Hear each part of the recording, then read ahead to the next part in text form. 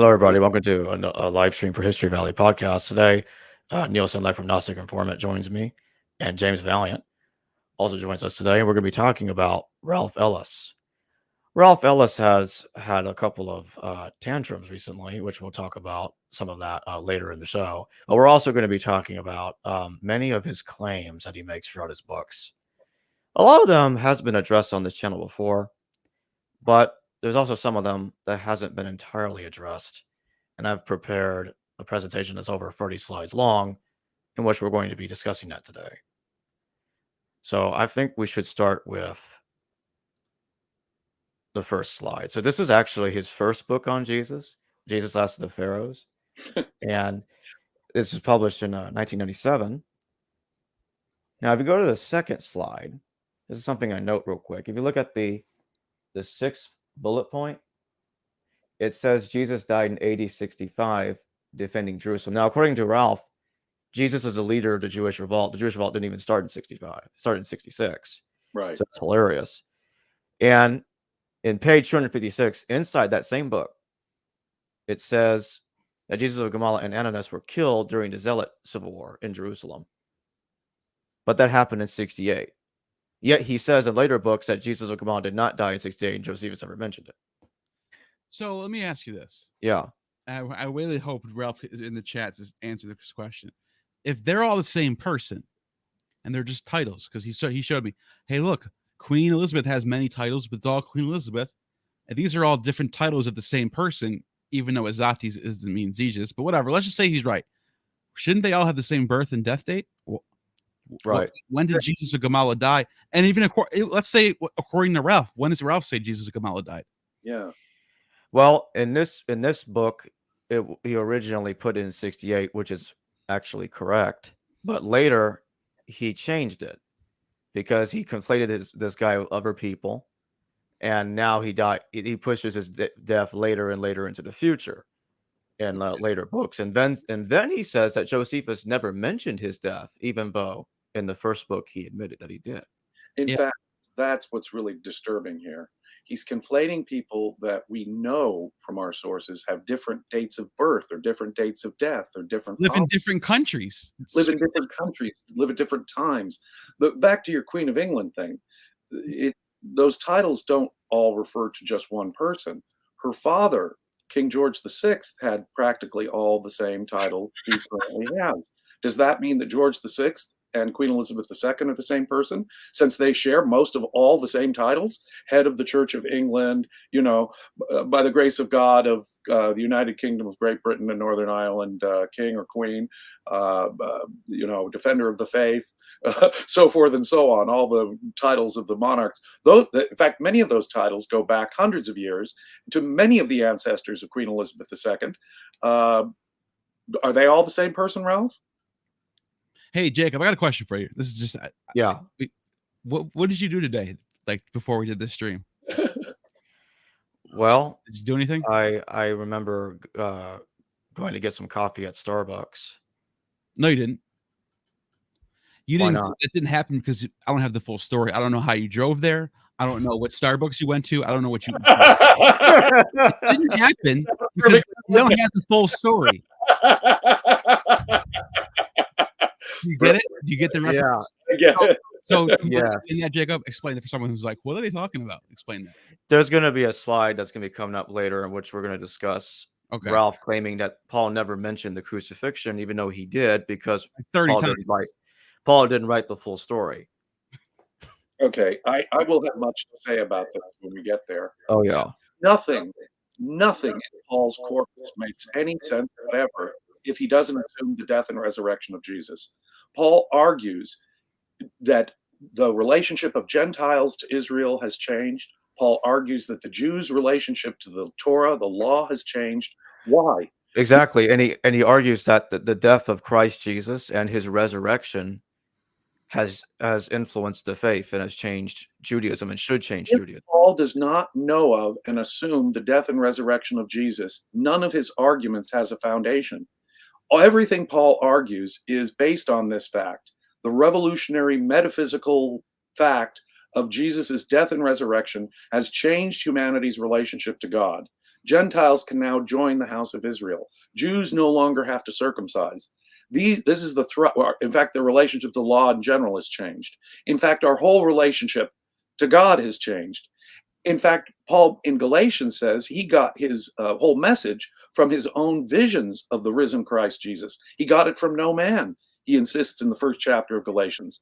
So And that's having visions of the resurrected Jesus, then he doesn't even have an epistemological base of evidence. And that right there is why one of those, what you just said right there is one of the many reasons why scholars think Paul never met Jesus. Right. He's saying he's having a visionary experience, but according to Ralph, he actually did. He fought Jesus at a war in the 86. Ralph's assertion that Paul is not aware of the execution of Jesus is insane on the face of it, because everything Paul argues is predicated on the revolutionary metaphysical significance of the death and resurrection of Christ Jesus, including his own visions.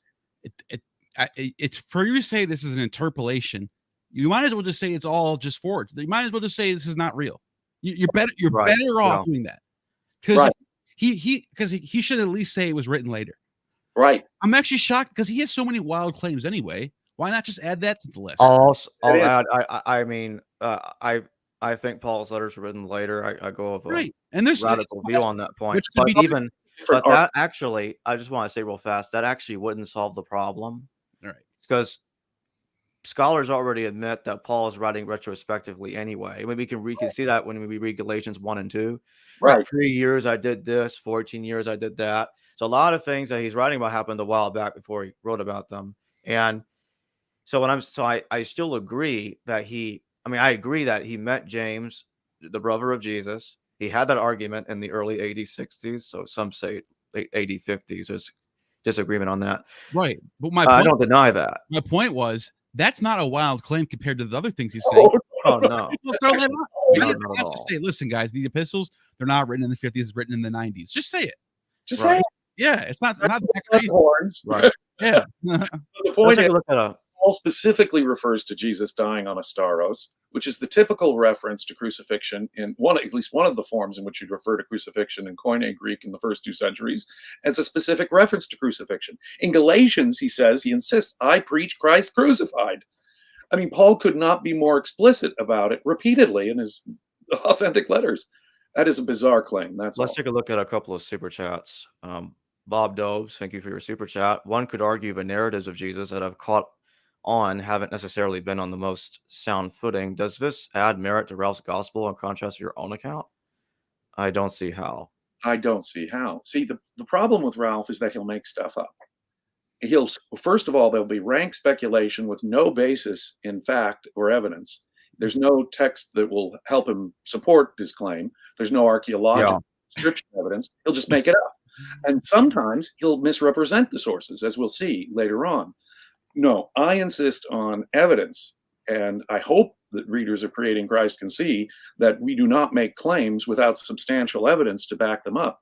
This is ancient history. We are constructing theories about, from fragmentary evidence that's thousands of years old, but nonetheless, I would at least expect there to be evidence for one's claim, not sheer speculation. If you're going to speculate, don't make your whole entire theory hinge on that speculation. On speculation. Yeah. If you make your speculation, as soon as that bottom car falls out, what do you have left? Like, well, I would. Yeah, it's sand. Sky, you see, totally disconnected from any facts on the ground. You've constructed this beautiful castle in the sky that all seems to make sense to you up here. Unfortunately, it's disconnected from any facts of reality, and it's just free floating up there in his imagination. Yeah, it's a sand castle. Yeah. Kuvi Itzram, I hope I pronounced your last name right. Thank you for your super chat. Ralph Ellis adds the S to Azati's name, but is abbreviated as Isa. He adds the S, Isis, which does not exist in any text. Jesus is Joshua Yeshua. That's big. That's big right there. Yeah. It's because it's true. I mean, I looked for the Isis. I did find the Isa, as this man's talking about. There isn't, it looks like the Josephus or whoever's passing this text down is abbreviating the king's name, shortening it to Isa. It only happens twice. Right. And his name is mentioned 30 other times, and it's Izates. And then in the Persian tongue, it's Izad, the D. It's not Jesus. And then we know we have Septuagint manuscripts. I'm sorry, Dead Sea Scrolls manuscripts in the Greek. There's Greek manuscripts of Zechariah that has the high priest Joshua, and it's spelled the same way Jesus spelled the New Testament. Those predate the Gospels. That's game over. Yeah, that document dates 100 years before the crucifixion. Yeah.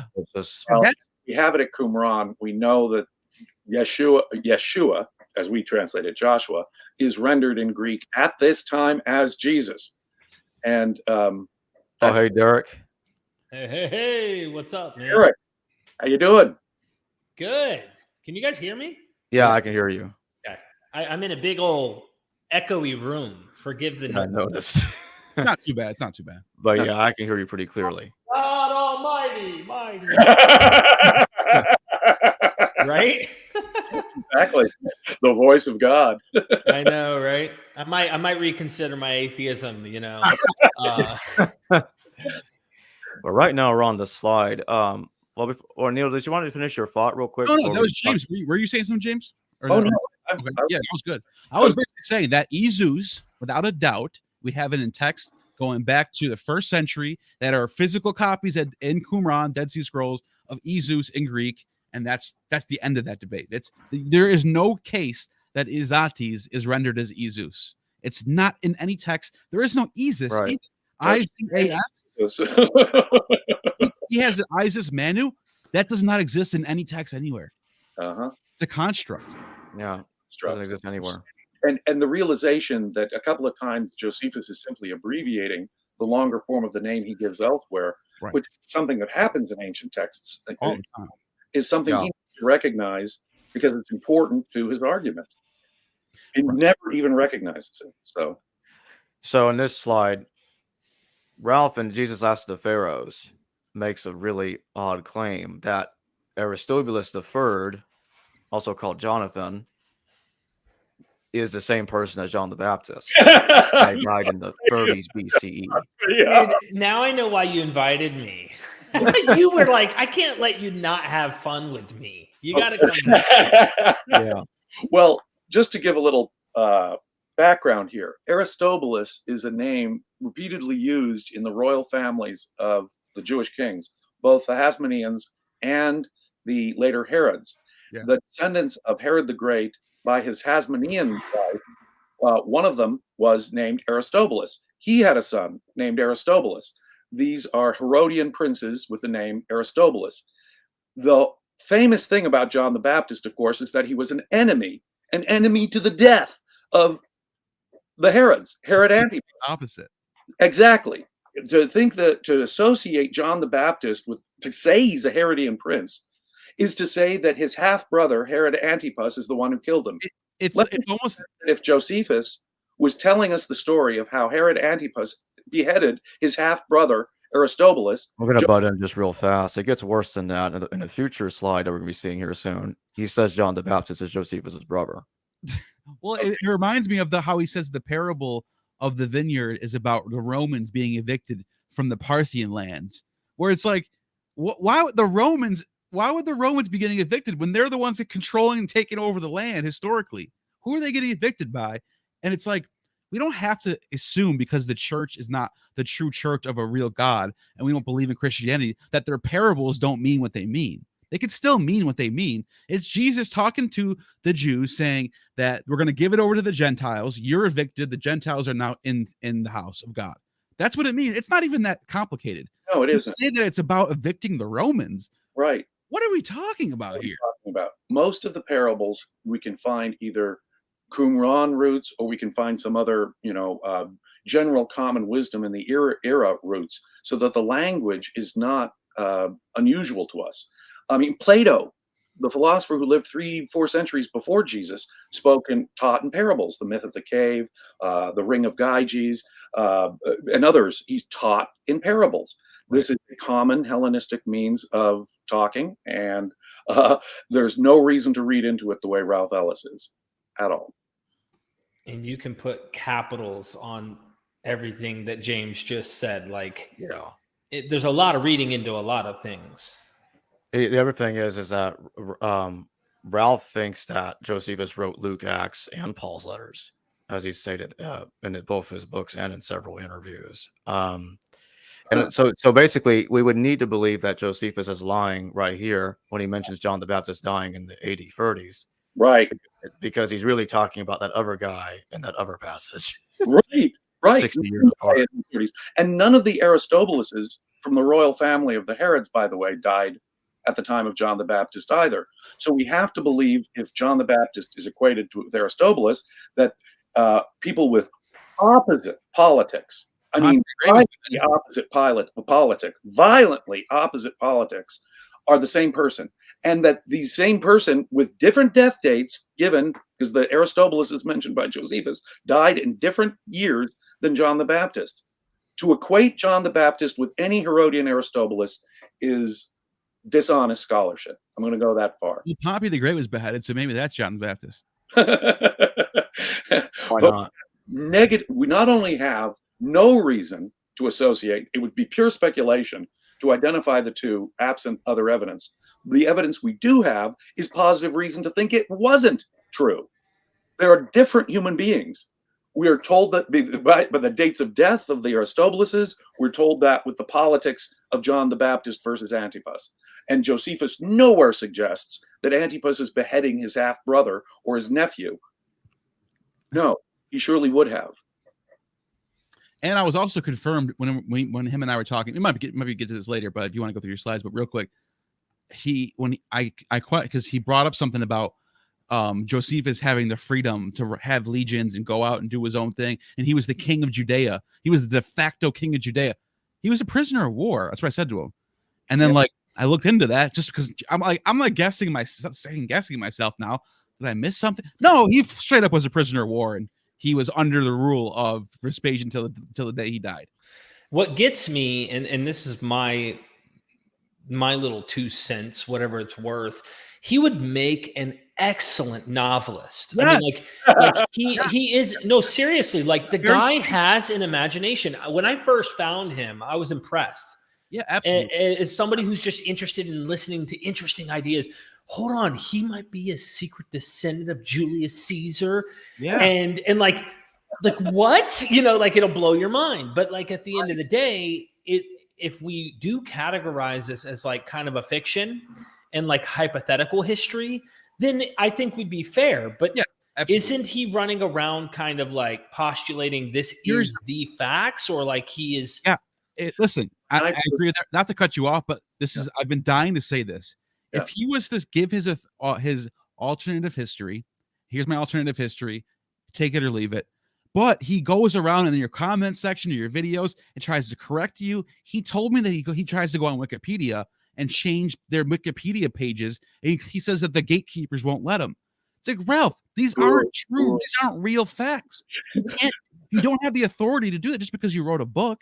Right. You can't do that. But if you didn't do all that, just nobody would bother you.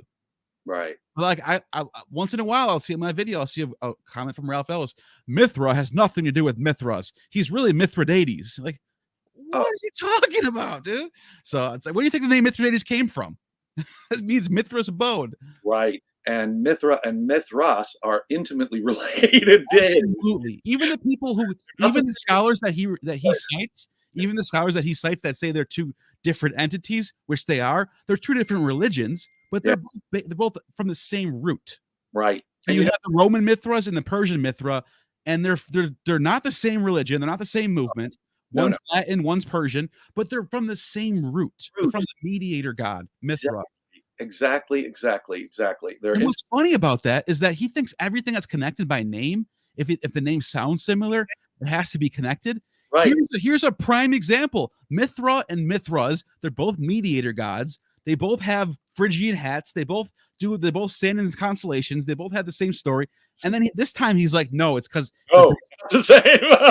He's a king named Mithridates. Well, where did Mithridates get his name from? He's Mithridates 5. What about 4 and 3 and 2 and 1? Where do they get their names from?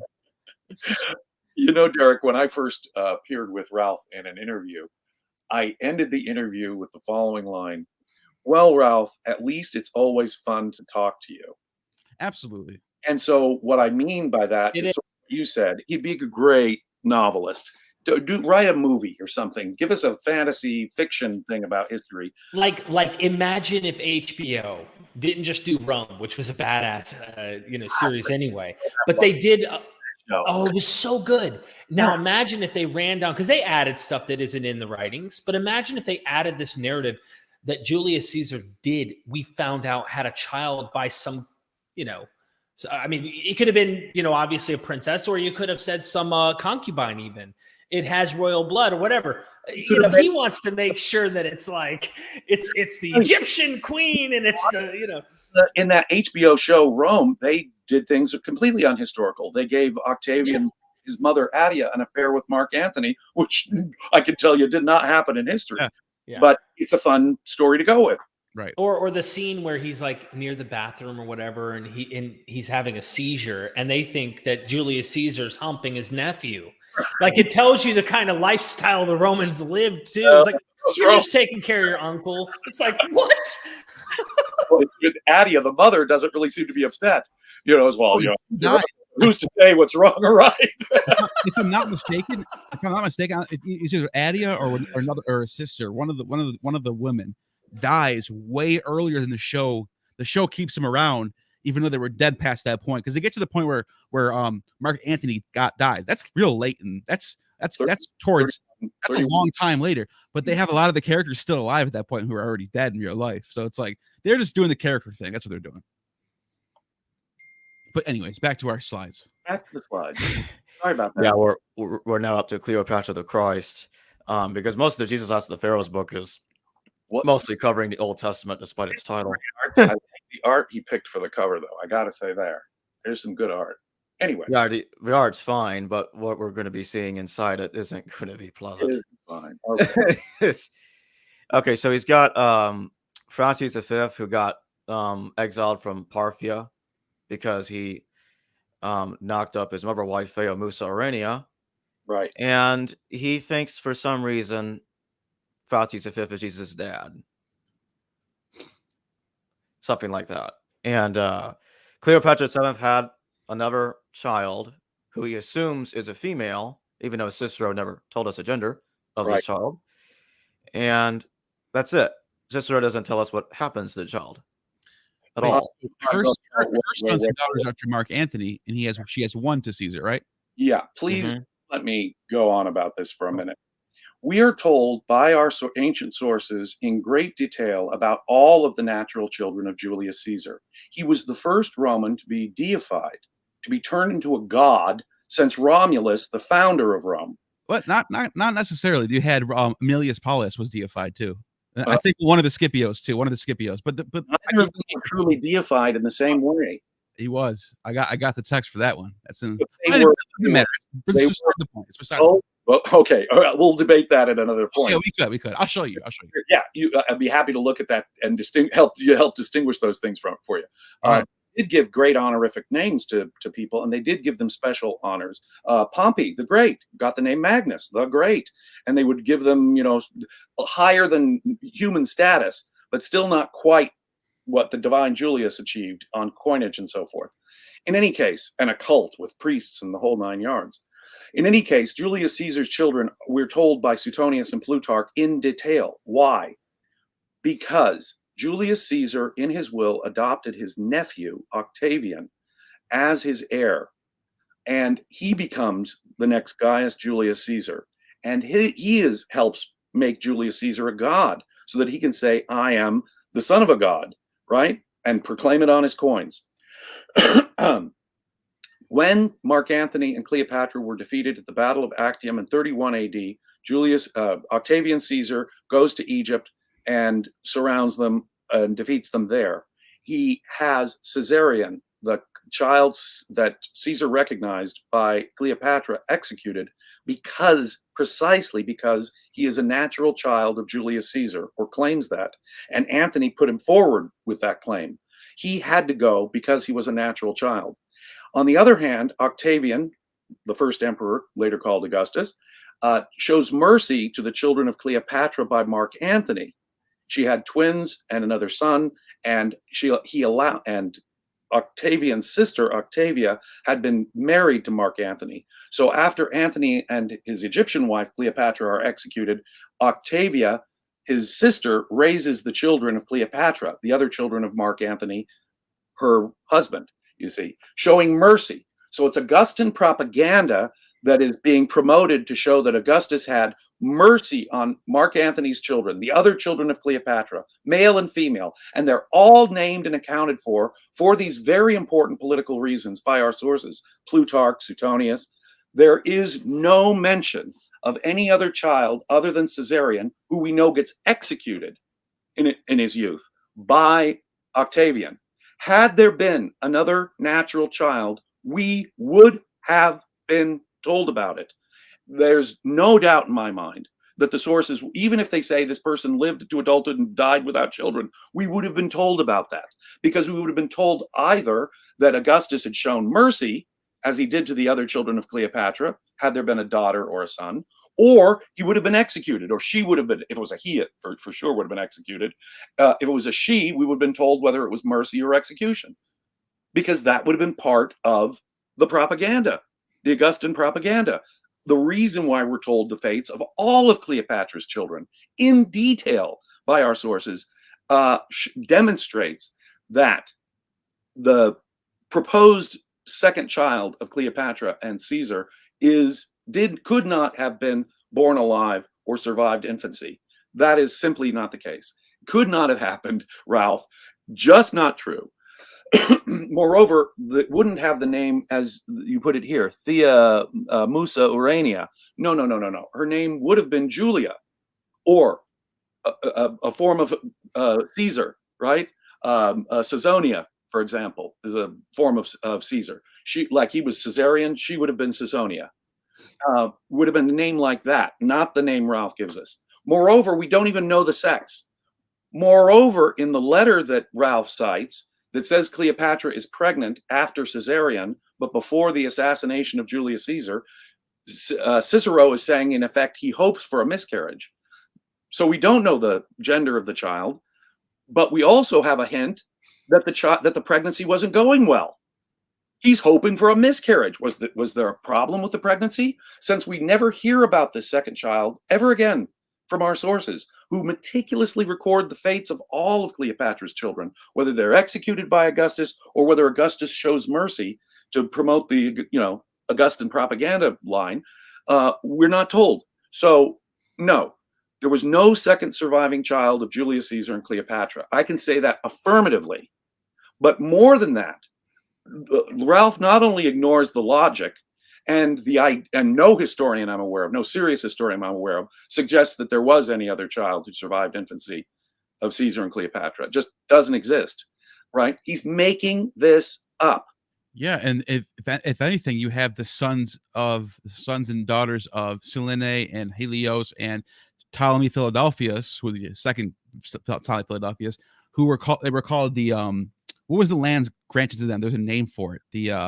When they were given all those lands in Parthia. Yeah, let me give a little background. Yes, this is what he's saying. This is all Caesarian lands. Yeah, well, we'll give a little background here. Okay. When the assassins of Julius Caesar were defeated at the Battle of Philippi a few years before the Battle of Actium, Mark Antony and Octavian divided up the Roman Empire to rule themselves. Right. Octavian took the west, Antony took the east. Antony went east, and although he had this political marriage with Octavian's sister, Octavia, he abandoned Octavia in Athens, went to Egypt, and had an Egyptian marriage like Julius Caesar did with Cleopatra, had children with Cleopatra. Now, Octavian uses the will of Cleopatra and Mark Antony as propaganda.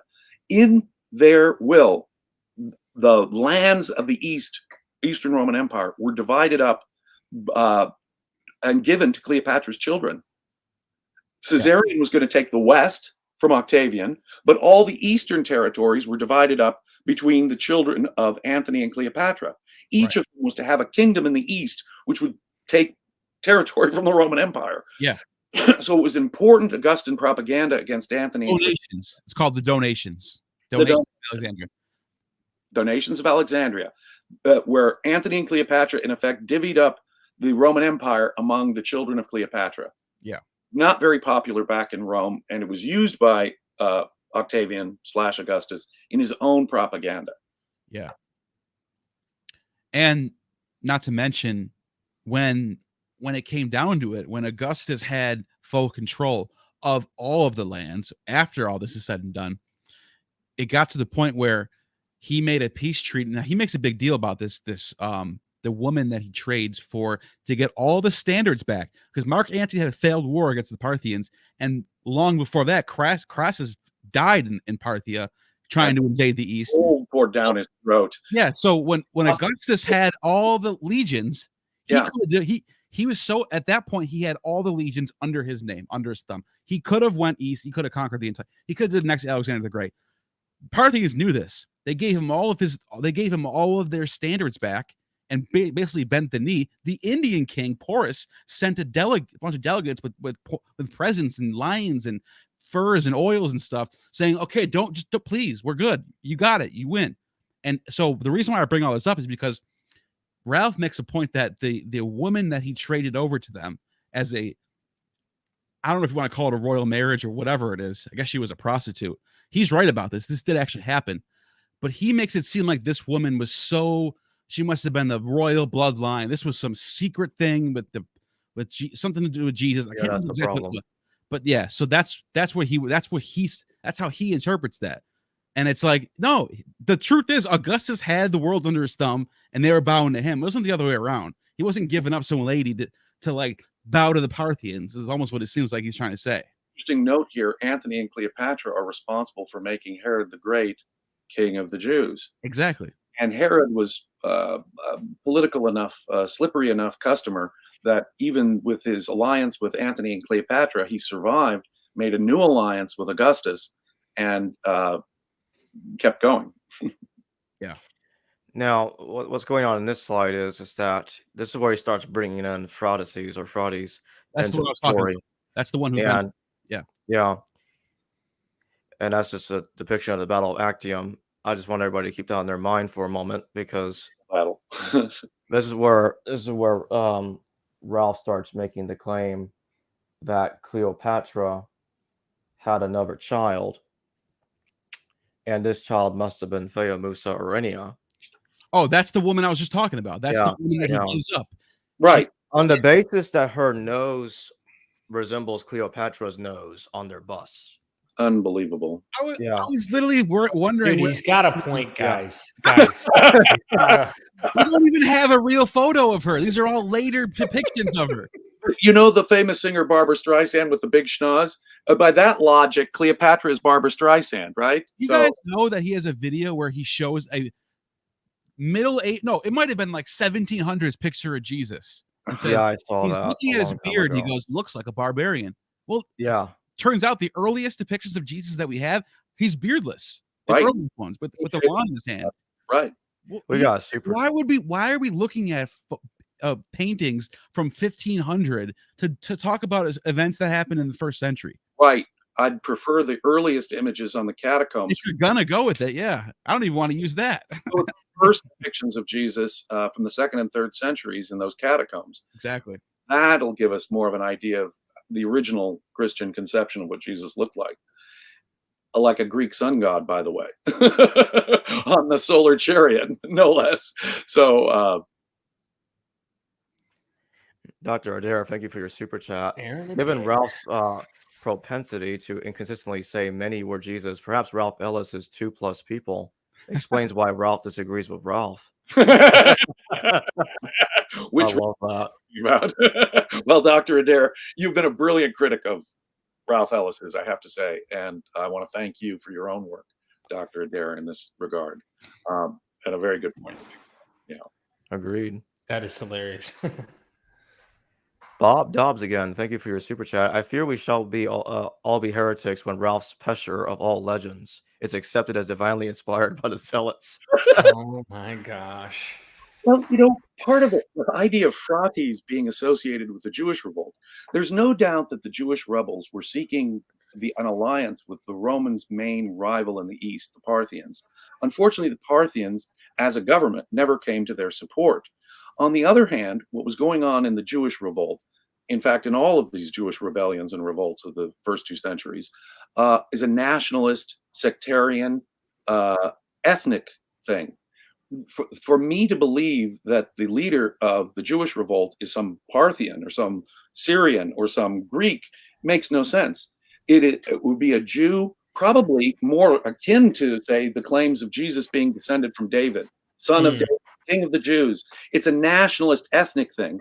And we'd probably be talking about a purebred ethnic Jew who's leading at any stage, whether it's Judas the Galilean or Menahem at Masada. Well, what Ralph is doing is he's giving us this impossible genealogy. Jesus is descending from Julius Caesar, David, who is a pharaoh of Egypt somehow, and Solomon.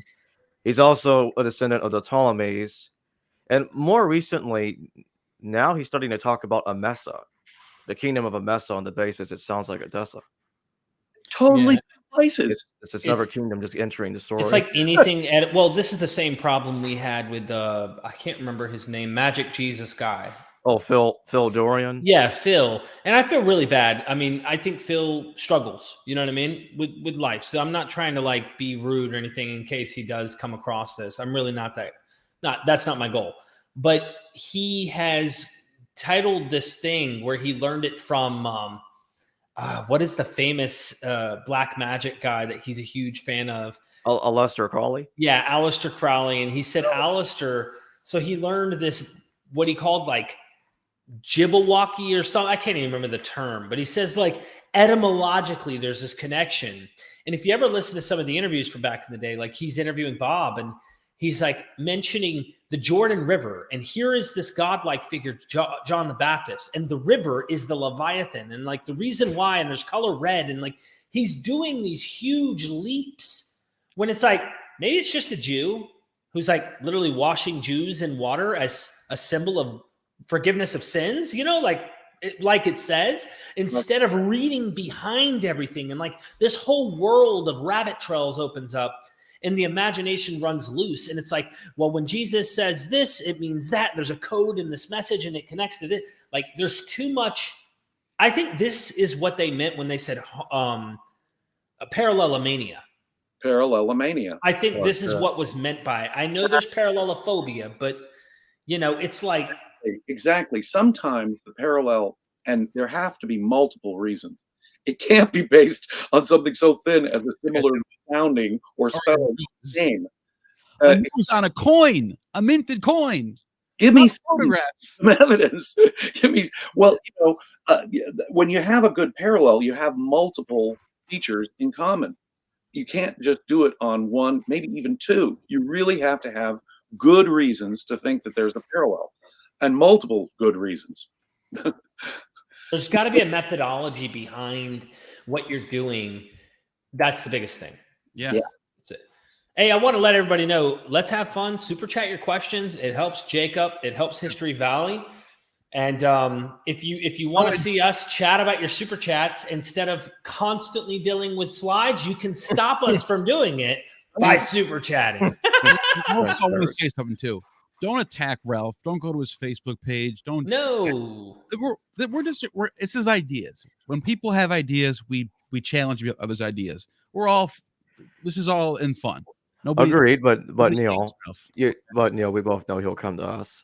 That's fine. I mean, he can post about me if you want. That's fine. Oh yeah. I would make a distinction, between words, right, and something harsher. Yeah. Now, the truth of the matter is that if a person's methodology is so poor, at some point it isn't honest.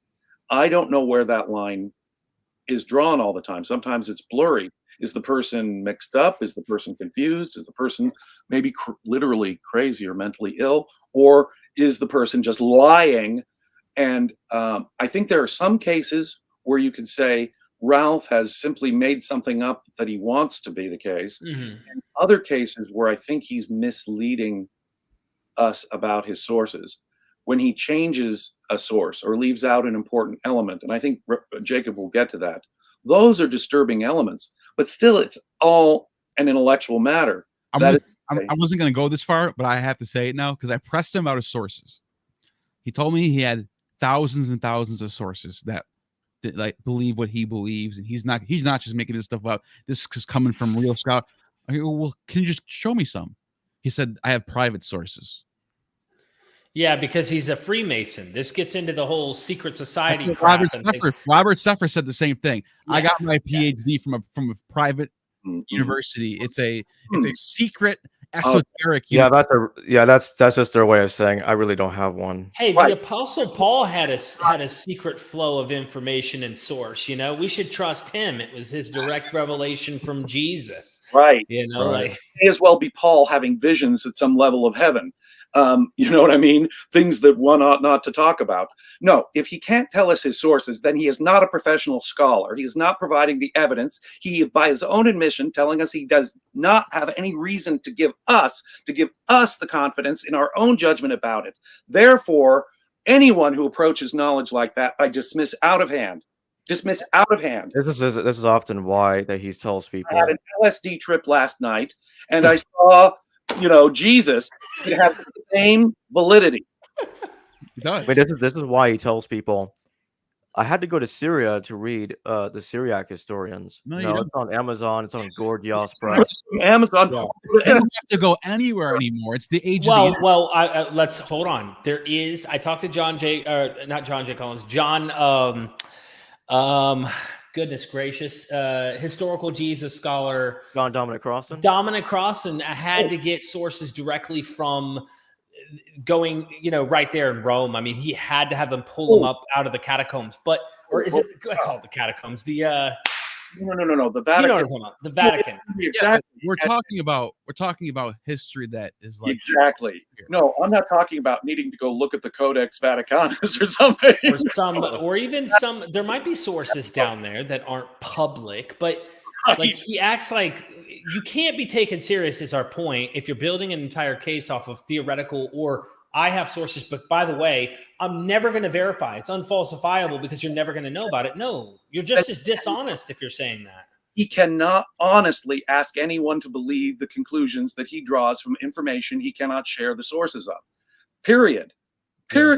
If I were to tell you that I had a secret conversation with Donald Trump yesterday, and I can tell you that what the FBI took from Mar-a-Lago the other day, no, you dismiss me out of hand if I couldn't tell you my source. Mm-hmm. Well, that's another thing. He has with the Crusades thing, but the real secret behind the Crusades was to go to Edessa to find the secrets. Well, what secret? Right. Here's the thing: the people who were living in Edessa before the Crusades.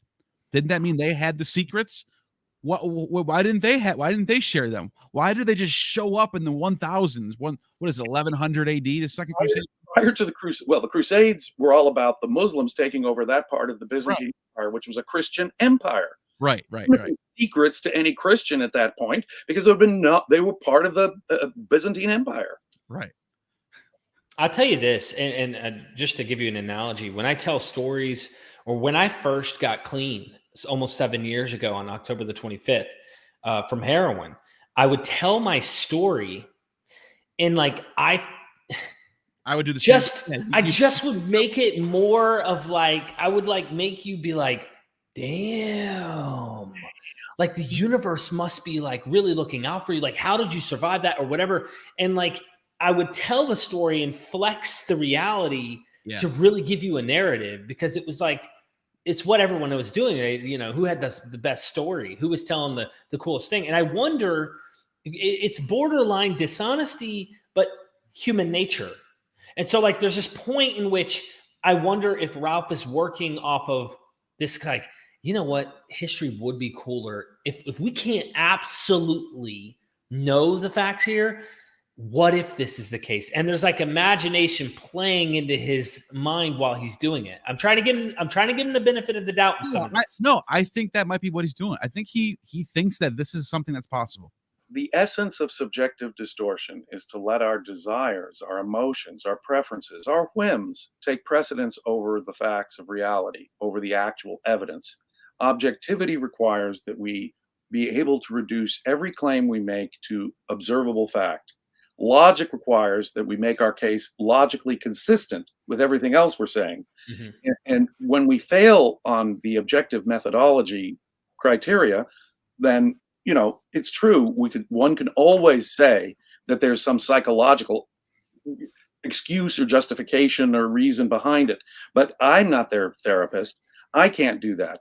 All I can say, whether or not it's an intentional lie or whether it's total subjective, emotional, psychological distortion, the effect is the same. It is a dishonest presentation, and he gives his reader no sufficient grounds to believe it. Derek, who's that Exodus scholar? Hermes, or what is it?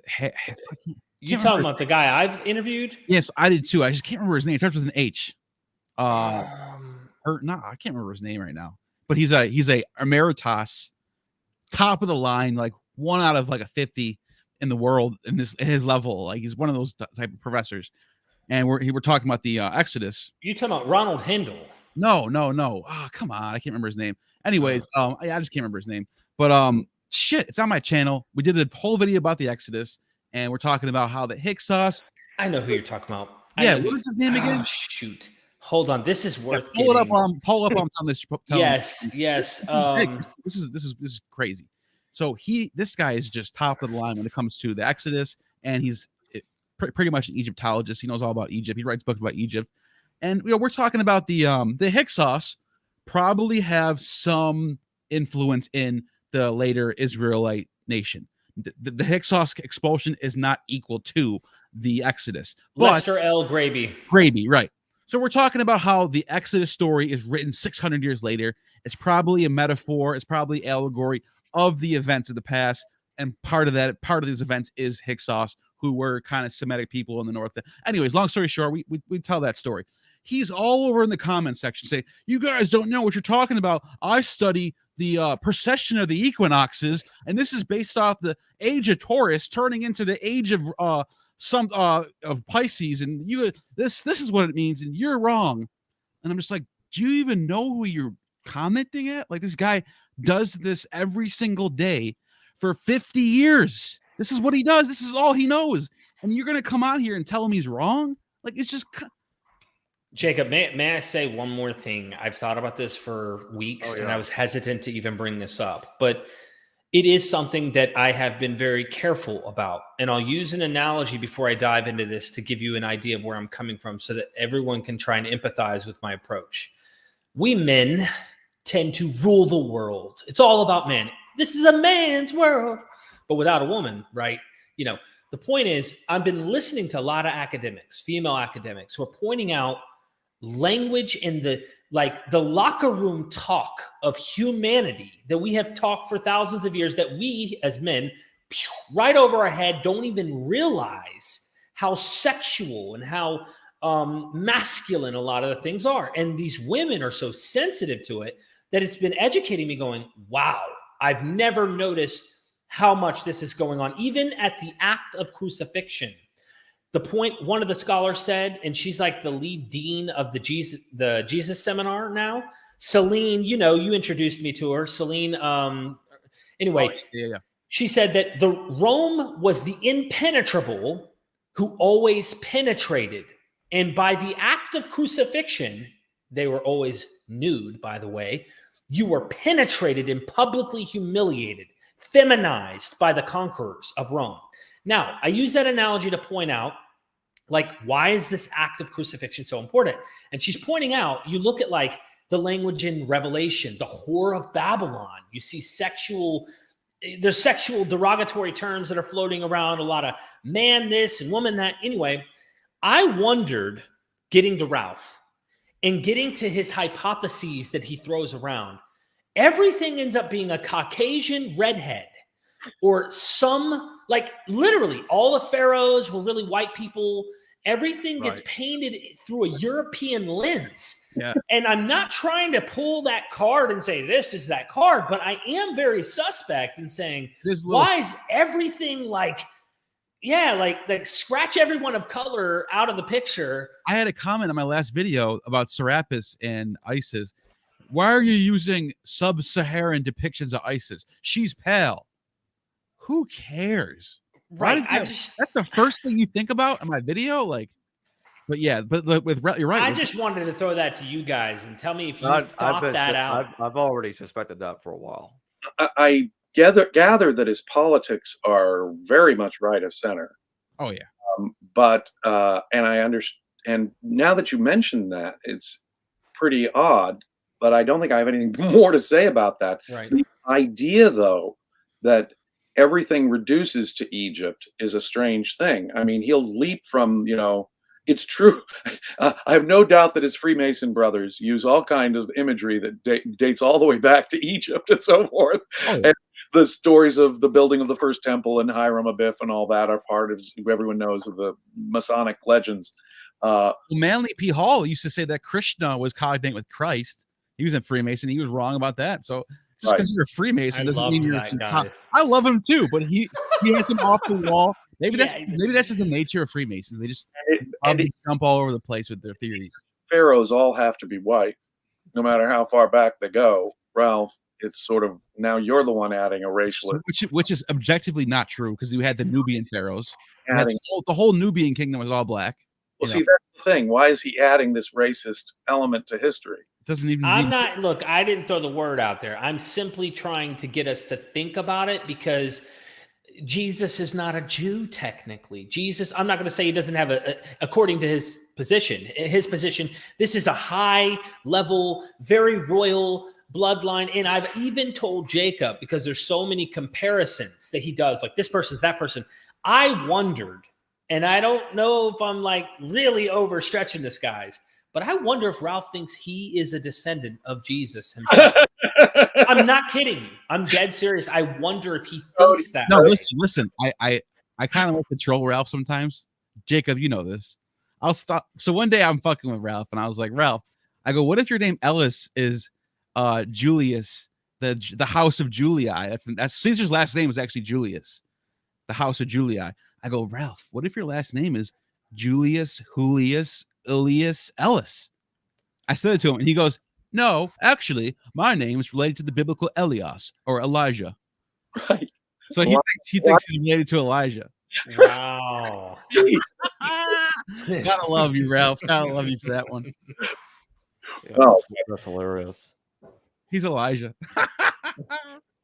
No, I'm just. No, why shouldn't we think that? Despite the time.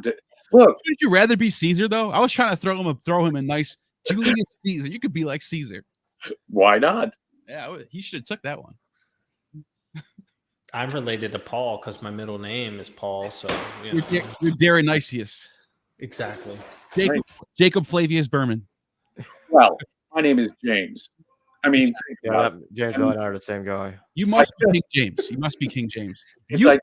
That's your Bible? You wrote it? Lord of Galatians, by the way. Yeah. Do you notice every time I'm talking, Jacob's not talking? That's because we stop his image and then I switch back and it's actually me in his voice, in his image. We're really the same guy. You just don't know it. Ralph has actually said the thing about his conflation of identities 2,000 years ago, it's the same method that he uses today. He'll conflate people today. He's actually said things like Jacob and Christopher Lawson and another guy. They're all the same person as far as he's concerned. And now these are all people we can get a hold of and have them on. We can be like, I simultaneously with Jacob Berman and Chris Lawson. And so I know that I really have to be two different people. One of them lives in Texas and one of them lives in Canada. And they're two different people. Do you notice, though, James, that this is something me and Jacob go back. Neal didn't have as much activity in the IO communities. But you remember how many fake accounts the IOers would make? And you have to admit something mentally isn't right there when you have to create all these fake accounts to like your own post, to comment on your own stuff, to do all sorts of weird, like patting yourself on the back the whole time to make it sound like you have 12 people in the group when there's only 3 of you. Right. Like that's what it sounds like when you get into these weird conspiracy-minded positions. Well, I noticed that with like a lot of, I don't know. I noticed a lot of the comments in the Ralph video were eerily similar.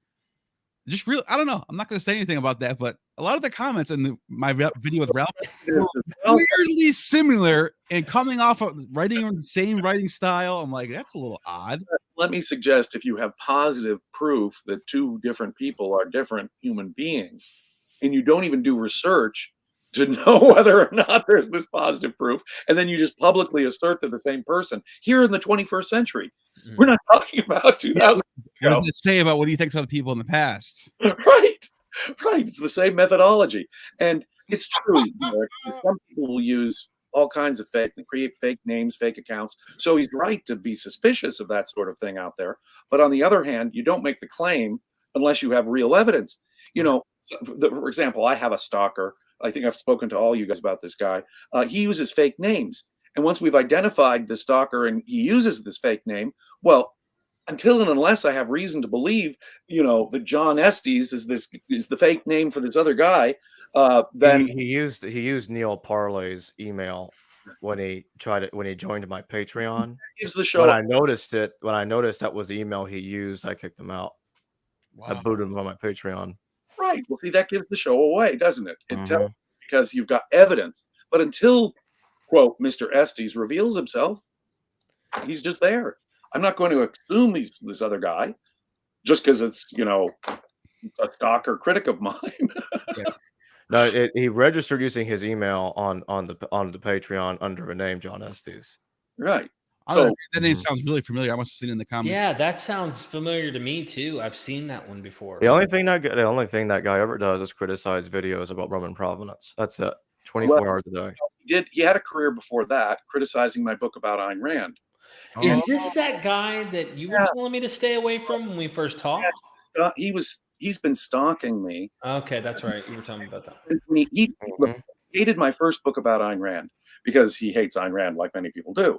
But then when I announced, into it that I'm coming out with a book on the origins of Christianity, he suddenly became an expert on the origins of Christianity. And he's I think it's me, not the subjects here. So yeah, I think he's definitely got a hard on for you, man. Yeah. And so and you don't want to know the content of some of the emails that he sent to me. And that was disgusting. Yeah. Anyway. Oh wow. Yeah, he's bad. Something's not right there. Hey, just monetized, yeah. Just so Colin asks, what does Iower mean? Like when you say this, people don't. Israel only is the name of the group of people who believe in a certain position that I'm not going to get lost into. This It's a conspiracy theory. I mean, it's like a legit, like nobody in languages takes it seriously. Oh, it's ridiculous. Graham Pong, thank you for your super chat. Maybe Ralph Ellis is yet another Jesus. Well, Elijah was the second coming, wasn't he? Or something like no, that's never mind. It's John the Baptist. Not the Baptist. If Ralph Ellis's name comes from Elijah, and if John the Baptist is the latest version of Elijah, then why can't we identify John the Baptist with Ralph Ellis? He could be the Elijah of the next Christ. And that means Ralph's got to die at some point by being beheaded or something like that's got to happen. Or maybe he baptized the real Christ though first. Right. He's got to wait for the Lord. Maybe he already has, and one of us are actually usurping his following here. And we've taken over the John the Baptist movement or the Elijah movement. Possible. I wonder if he connects himself to Archangel Raphael. But let's get back to the slides. So we're still on the subject of Musa. Now this page is ridiculous, 47 to 48. So he's got Musa being sent by Augustus, assuming that she is the daughter of Julius Caesar and Cleopatra VII to become the wife. She's just some random of Phraates IV. I mean, he just made that up. That's why I showed that art piece of the Battle of Actium, because are we just going to forget that battle happened and that he tried to put down Mark Antony and Cleopatra VII? So he's going to give her daughter to the Parthians so the Parthians can have an heir that can have an illegal claim to Rome. That's insane. Mm-hmm. If there had been a surviving natural daughter of Julius Caesar and Cleopatra, he would not have sent her to his great rival in the East, his enemies. Someone with a claim to being Caesar's daughter? Julia he's going to send to the Parthians? Mm-hmm. After they just bowed to him and gave him all his standards back. Why would you do that? That makes no sense. It's a one-way transaction. One way. All historians that I've ever talked to on this subject are clear. He's not giving him a great political. He's bowing to Augustus, not the other way around. Right. Augustus is not giving up a royal queen to the Parthians. He's dominating them. That's a domination trade right there. And by naming her here, he's telling us that it was someone else and a royal from the east. I mean, these are, fancy Greek names, and I'm willing to believe that this Urania chick was a member of some Eastern royal family, but she was. Well, no, Musa was an Italian slave girl. I want to make daughter of Julius Caesar. I want to make a slight correction real quick. This is actually Cleopatra the Christ, not Jesus last of the Pharaohs. The slide is being corrected right now. Sure. Well, but we have to point it out. He's making her seem like a divine bloodline type. She's actually really what the sources say was she was a slave girl in Italy. He just gave her a slave girl and said, "Here, give me my say that she's a slave girl?" She says, "I swear to God, that's what the sources say."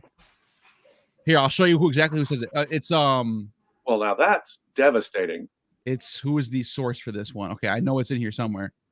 Because I'm looking at the Wikipedia, but there's a source behind it. First thought would be that it's unlikely that you'd have a political. Oh, it's Cassius Dio. Cassius Dio. Dio tells us. Cassius Dio. Go look it up yourself if you don't believe me. Well, no. I trust you. If Cassius Dio says this chick is a slave, then Go ahead. That's what the sources tell us. Then Ralph Ellis has ignored sources that contradict his claim. Yes. Now it's worse. Yeah, we're going to see that in a not so long from now. You'd think you would have thunk, right? He would have done his research in making such a bold claim that a surviving natural daughter of the divine Julius was married to a Parthian. Whoa! Well, if you're going to make that kind of a claim, you'd think he would have done all the research necessary, including looking her up in Dio Cassius, which would have shown. Now, see, that shows what an irresponsible scholar. Oh, it's in Josephus too, so it's even closer. It's even closer to the time period. It's two sources. It's in Cassius Dio and Josephus. I just found two of them. Ralph Ellis claims to have practically memorized Josephus and be an expert on Josephus. If he admits that about this, that he makes this bold claim about, I can only think that there's deception. Gentlemen, the Cleopatra of my life right now is literally telling me I must go. And I'm not going to lie, okay? I want to keep my descendants alive. I want to make sure I stay alive. She has a tendency of potentially doing serious damage if I don't obey here. Anyway, I want to give a special shout out first. Jacob, keep up the good work you're doing, bro. You. I mean that. Like, you are doing awesome scholarly work here. I think we coming back together, uniting to do these things is important. And I hope more people will support you in your endeavors to keep doing it. And like, for those who are watching, I know it's very difficult. I get these super chats, right? Where I ask for super chats, and some people get annoyed by it. These academics often cost. And to do this and to do it full time, you're helping somebody and they're getting your name, your question up. So obviously show people that you enjoy listening to, learning from, the kind of support so they can keep bringing you the scholarship. James, I just look forward to another book. I know at some point you're going to have more. You've learned a lot since publishing your first work, on this. Yeah. Promise. And I hope that you just keep going, man. If I was in legal issues, I wish you were my lawyer because I know that you will, fight hard. And Neal, keep doing what you're doing, bro. Seriously. Thanks, buddy. I feel like I just said my parting words before I leave this realm. But Cleopatra gets you involved in a battle of Actium. It does not end well for Cleopatra and her boyfriend. Listen, so. I'm going to try and change my fate here then. All right, guys. Thank you. Bye, Derek. But yeah, now we're at King Jesus. So we went from Jesus is related to two different families to he's King Arthur, Josephus is Lancelot, and Camelot sounds like Gamala. And Jesus died in the early 2nd century because he's the same person as Justice of Tiberius. Now, we have the etymology, don't we, on Camelot? It is a fictitious place, but we do have an understanding of where that name came from, and it's not Gamala. Well, you'll love what his best proof for this is, because in the epistle to the Colossians, Paul mentions a Christian called Jesus Justus. Right. And that's a follower of Paul. That's not his enemy. According to Ralph, Jesus and Paul are enemies. All right? So this is really, really weird. Because he's called Jesus and Justus at the same time, he must be the same person as Justus of Tiberias and Josephus. And the Jesus name connects him to the biblical Jesus. I just found another source, Strabo. Right. Okay. I'm pulling up the Josephus just to read it real quick. But keep going. Don't wait for me. It's going to take me a minute to do it. Make this claim about this chick. Yeah. I don't mean to use a sexist term, but if he was going to make this claim about this female from the past, you'd have thunk he would have looked at all the sources about her. There's just tons of them. We have tons. Okay. Neal. Awesome, Matt. Awesome. Thank you for Book your 18. I'm trying to find where it's at though. It doesn't really He say. says, good to see you four together. Fight misinformation. Thanks, Matt. Thanks, Matt. Trehampton, thank you for your super chat. Ellis and Atwell, that's it. Are you supporting Ellis? I can't tell for sure, but it looks like it. I have. Let me just comment there, because Joseph Atwell is, like myself, a prominent writer who argues for Roman provenance. I have major disagreements with Joe Atwell. We do not see eye to eye on everything, but I would say that compared to Ralph Ellis, Joseph Atwell is a compelling case. Right. In evidence, at least to a large. Because, I mean, he doesn't think that 24 people are Vespasian. See, that's it. He doesn't identify, 24 people as the same Jesus, and he doesn't cross-identify people from different ideological backgrounds and from different periods of time as the same person. Those are really wild, bold claims. I know we're all, like I said earlier, we're putting together ancient evidence in the best way we can. So I understand reasonable minds can differ, but to go so far as Ralph does is to go to another dimension, I think, of argumentation. That's the only way I'm putting it. I think I need to make one quick correction to this. Yeah, there's something here not phrased right. So what I meant to say on the first bullet point is that he no, actually, no, I did. Actually, I don't know. It's actually fine. Do you want to hear what it says about Thermusa? Oh, please, yeah. I thought I misphrased something, and it was just fine. About this time, Phraates, the king of the Parthians, was treacherous of Phraataces, his son, upon the occasion following. Phraates had legitimate sons of his own. He had also Italian slave named Thermusa, sent to Julius Caesar. First made her concubine, but by a great admirer in her beauty. A process of having a son by her named Phraataces, which is that's that. Yeah. Slave woman, according to Strabo. You say Caesar had a daughter by her and then sent her away. Like, why would he do that? Right. No, leading Roman historian says it was a slave girl, and he was closer, in fact, than any of these folks to it. Right. So that's. No, Ralph is just wrong. It cannot be. It cannot. We have another conundrum involving John the Baptist. So we talked about how he thinks John the Baptist and Aristobulus are the same guy. And that cannot be insanity. Now, in page 268, that's in the King Jesus book. However, the new John Johanan ben Zacharias was likewise not impressed with being a living memorial to his late brother, and searched around for a different name. As the list of high priests demonstrates, the name John, can easily be confused with or the equivalent of Joseph. I don't even see how. And so the name he settled upon was Joseph ben Zacharias. And we know him rather better today as Saul Josephus. Well, wait a minute. Who knows him by Saul Josephus? Yeah. Well, can I stop here? There is no character in history that I'm aware of, Joseph ben Zacharias. I don't know one either.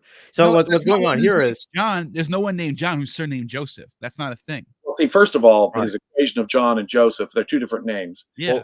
together. look at what's going on the Then bottom Saul, there. we know him as Saul Josephus. No, we know a Saul and we know a Josephus. Right. Nobody knows them as the same people. Only you do. Right. At least Acts tells us that Paul was called Saul. So Right. we have reason to think that a Saul might be a Paul. Well, but that's true. Joseph? No, How we Joseph. foretold it. Yeah. Zacharias? It There gets is- worse. Let's read the last sentence. This would mean, of course, that Saul Josephus' father was Zacharias, the husband of Elizabeth, who, according to the Quran, was also the guardian and foster father of Mary the Virgin. So he just said that John the Baptist is Josephus' brother. I brought this up when I talked to him for 2 hours. I go, listen, Josephus fought in the Galilee against them and was taken then. That was the end of Josephus as far as the war goes. Right. Then Vespasian went down south and met Johanan ben Zakkai. After he took, this is long, this is months later. Right. You can't say they're the same person. He's already done with Galilee. He's Well, already going down to Jerusalem. And the other problem is that Johanan was inside Jerusalem during the siege and Josephus was outside of it, unless he can bilocate. Right. No, because Johanan ben Zakkai sneaks out of Jerusalem to meet Vespasian. Right. If that's the case, that would make no sense that Josephus is fighting a war in the Galilee and then what? Ran back to Jerusalem and then sneak out to meet him? What the hell is that? It makes zero sense. Yes. That is insanity. He has Absolutely. a escape. No, you're absolutely right. Vespasian's campaign in Galilee took place in the year 67 and wrapped up by the spring of 68. Through 68, he sort of suspended activities so he could prepare for the conquest of Judea and the siege of Jerusalem. Okay, James, you're going to love this slide. Paul never mentioned the crucifixion. So on page 196 in King Jesus, he argues different scenarios to explain why Paul put a mentioned... hazmat suit on for the cringe effect. I'm getting cancer from it. Yeah. So he tries to, he has several arguments. I didn't put all the quotes here because it'd be just multiple slides long and it's not necessary for this one. He's got, okay, well, either Paul's crucifixion of Jesus is John the Baptist. He literally says that. Or they're all interpolations. He even went as far as saying all the names, all the mentions of Jesus in Paul's letters are interpolations. Okay, And they could have been... that's just nuts because the central figure in all of Paul's letters is this Christ Jesus character. And all that's an interpolation. The guy's John the Baptist. Paul says that Jesus died on a staros. Okay, the classic way. Clearly Greek for crucifixion. And it's not a beheading like John the Baptist. Moreover, one of the big differences between the Gospels, which mention John the Baptist, and Paul's letters is that Paul doesn't mention John the Baptist. So I don't know where Ralph is getting this kind of argument that it's not Jesus Christ in Paul's letters and there's no crucifixion in Paul's letters. As we said earlier, the crucifixion and resurrection of Jesus are the metaphysical revolutionary fact that he says changes the world, changes the Jews' relation to the Torah and circumcision, changes the Gentiles' relation to Israel, changes everything, and is the source of his own mystic revelations of Christ, where he gets his own information, according to Galatians. If there is not Christ's crucifixion and resurrection appearances, which of course Paul actually lists other resurrection appearances to Cephas, the 12, and James, and so forth. The point is that if there's no execution and resurrection and post-resurrection appearances, nothing in Paul makes sense. His entire argument falls to the ground. Paul is nonsense. It's gibberish. The whole sum and substance of Paul's argument. Like the soteriology in Paul's letters, like the resurrection is going to save us and bring us salvation. All of that's nonsense. Doesn't make any sense. Well, I mean, why would you even say Christ crucified at all? Right? Why would you mention those two words together if it didn't happen yet? Oh, in Galatians, I asked him when he said it's like when I'm a Freemason, I did a mock death. Wait. Is someone going to refer to your mock death as their own salvation? So what happens? So I guess how would someone else's mock death be your salvation? Does he want us to think that of Freemasons that are getting initiated or getting crucified inside their burial, and then they come down from it somehow? It's so strange. This is the one where I'm just like, I don't know why he doesn't just say these are all written later. Like he could I like it. He could make it coherent that way. But like I said earlier, even if you said they were written later, the problem is it's a retrospective background. Paul is meeting people in the 50s and 60s anyway, and they already presuppose the death of Jesus. And James is clearly seen as a successor of Jesus in virtually near most Christian literature. Okay, other Christian literature, it's Peter, but it's Josephus tells I us. gotta say something real quick. I just Yeah. thought about something. He was calling me a fake Christian. He was saying I was a pretending to be atheist, but really I a can't wait to show that at the end. saying some like conspiracy theory that I'm a fake Christian or something. and- Well, anyways, what I think is funny about that is he's the one who thinks that Isaiah prophesied he will be called Emmanuel, and it turns out the person who we all think is the Messiah in the Gospels was really named Jesus Emmanuel. So he's literally saying that the prophecy from Isaiah came true. That's what he's saying. Came true. So who's the fake Christian here? Me? Oh, So the Emmanuel prophecy, hundreds of years before this King Manu Bazas Izates, whatever, I guess it came true. You guys are gonna love this. I gotta read this right now. This is in page 368. I don't have it in the slide. I'm gonna read it right here. He talks about this. He says here, he says, so it would have been very easy for Saul Josephus to have altered one word in Isaiah to ensure that his concealed truth worked so well as a pesher prophecy. Yeah. He thinks Josephus modified Isaiah. Well, what about the copies of Isaiah that we got from Qumran? that's how he gets around that. I was wondering what he was doing to get around that. Right. We have I forgot I read that a long time ago. Okay, so what about the manuscripts from the Dead Sea Scrolls that predate Josephus by 100 years? Right. Well, maybe he's time traveling. I don't know. No, because he doesn't. He thinks that the people who are listening to him won't think that much. Like the people who are Ralph Ellis fans are not thinking about Dead Sea Scrolls. They're just going to go, oh, No, they don't think. Oh, that makes sense. Okay, that makes sense. Isaiah in the Dead Sea Scrolls. That's that. This argument is crap. Gone. And that's one of those big ones that make you rethink everything else he's saying. Like if you can show objectively that there is a Emmanuel prophecy in Isaiah in the Dead Sea Scrolls that predates Josephus. That's one of those ones that are like, what else is he saying?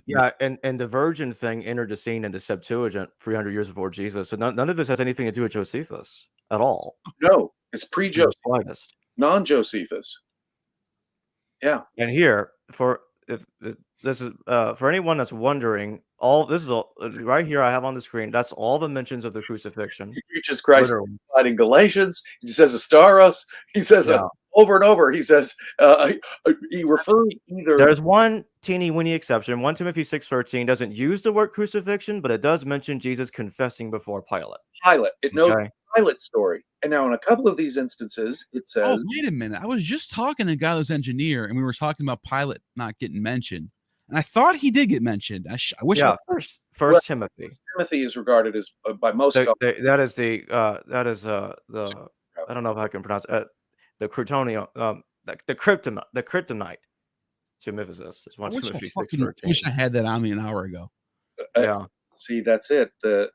Paul is clearly insisting repeatedly and assuming repeatedly, depending on how he refers to it, the crucifixion, but he's assuming the execution by crucifixion on Astaros of Jesus. More than that, the as you say, the kryptonite to historicists, Paul is to mythicists, not historicists. Exactly. The kryptonite to mythicists is Paul's insistence that he was naturally born of a woman. Yeah. That Paul was executed in a very specific way that Romans executed people. Those ground Jesus historically. They're not interpolations, probably, unless you're eager to read out. I mean, unless you need to find it as an look at how many references. But it's more than the references, oblique or otherwise, to a crucifixion. In my methodology, I do not accept a claim to interpolation unless someone has a manuscript to demonstrate it was added later. People's language can change, like writing language. As they get older, that happens. Consider the scope of the interpolations Ralph is suggesting. It's not Jesus Christ. It's insane. It's not crucifixion. It's a beheading. And now, wait a minute. The execution of Jesus is the absolute metaphysical fact upon which all his arguments are predicated, Paul's. So, no, we have good, solid reason to say, no, that's wrong. Paul is not talking about John the Baptist. He's not talking about a beheading. Oh no, I agree. But let's keep reading. It gets more ridiculous. So so page 197. So what has happened here? Did Saul simply ignore these momentous events and central characters because he considered them to be unimportant? Of course not. The real problem for Saul on his many travels across the Mediterranean is that none of his had actually happened yet. All of this great history lay in the future, and so it was impossible for Saul to mention any of it. The only way any of us could be included in the epistles was by subsequent interpolation. But since the epistles were already well known in the late 1st century, any later interpolations had to be subtle and unobtrusive, as well. We shall see. It would be foolish in the extreme to think that any of the New Testament texts have survived unaltered, and the epistles are no exception. There was too much at stake here to allow Sauline epistles to survive that studiously failed to mention the crucifixion, and so they appear to have been dutifully amended, just as one of Josephus Flavius's books was similarly amended with the Testimonium Flavianum to mention a Jesus Christ, which you just debated about tonight with Godless. Amazing. So he gives an argument about, well, if it were interpolated then. No. First, Ralph, give me the reason for the... Hold on, James. I want you to finish your thought, but there's one more thing I want to say, because this boggles my mind. Yeah. Ralph says Josephus created Christianity. He wrote the Pauline epistles and he wrote Luke Acts, but the Testimony of Flavianum is a complete fabrication. He never mentions... So that means Josephus put Jesus back in the 30s if he wrote Luke. So basically, Ralph's going with Luke in priority. So he has to... I mean, it makes no sense. It makes even less sense to say... This is where it gets weird, where they're literally creating different characters to split the story up just to confuse you. Just to throw smoke in front of your face, because they don't want you to know about this king who's in the text too. By the way, in the text, they didn't take him out. They could have took him out of the text, but they kept him in the text. They just split up his story into 3 different characters, so you won't know the truth. It's insanity. So it literally is insanity. The same person, but neither of them actually mentioned Jesus. Right.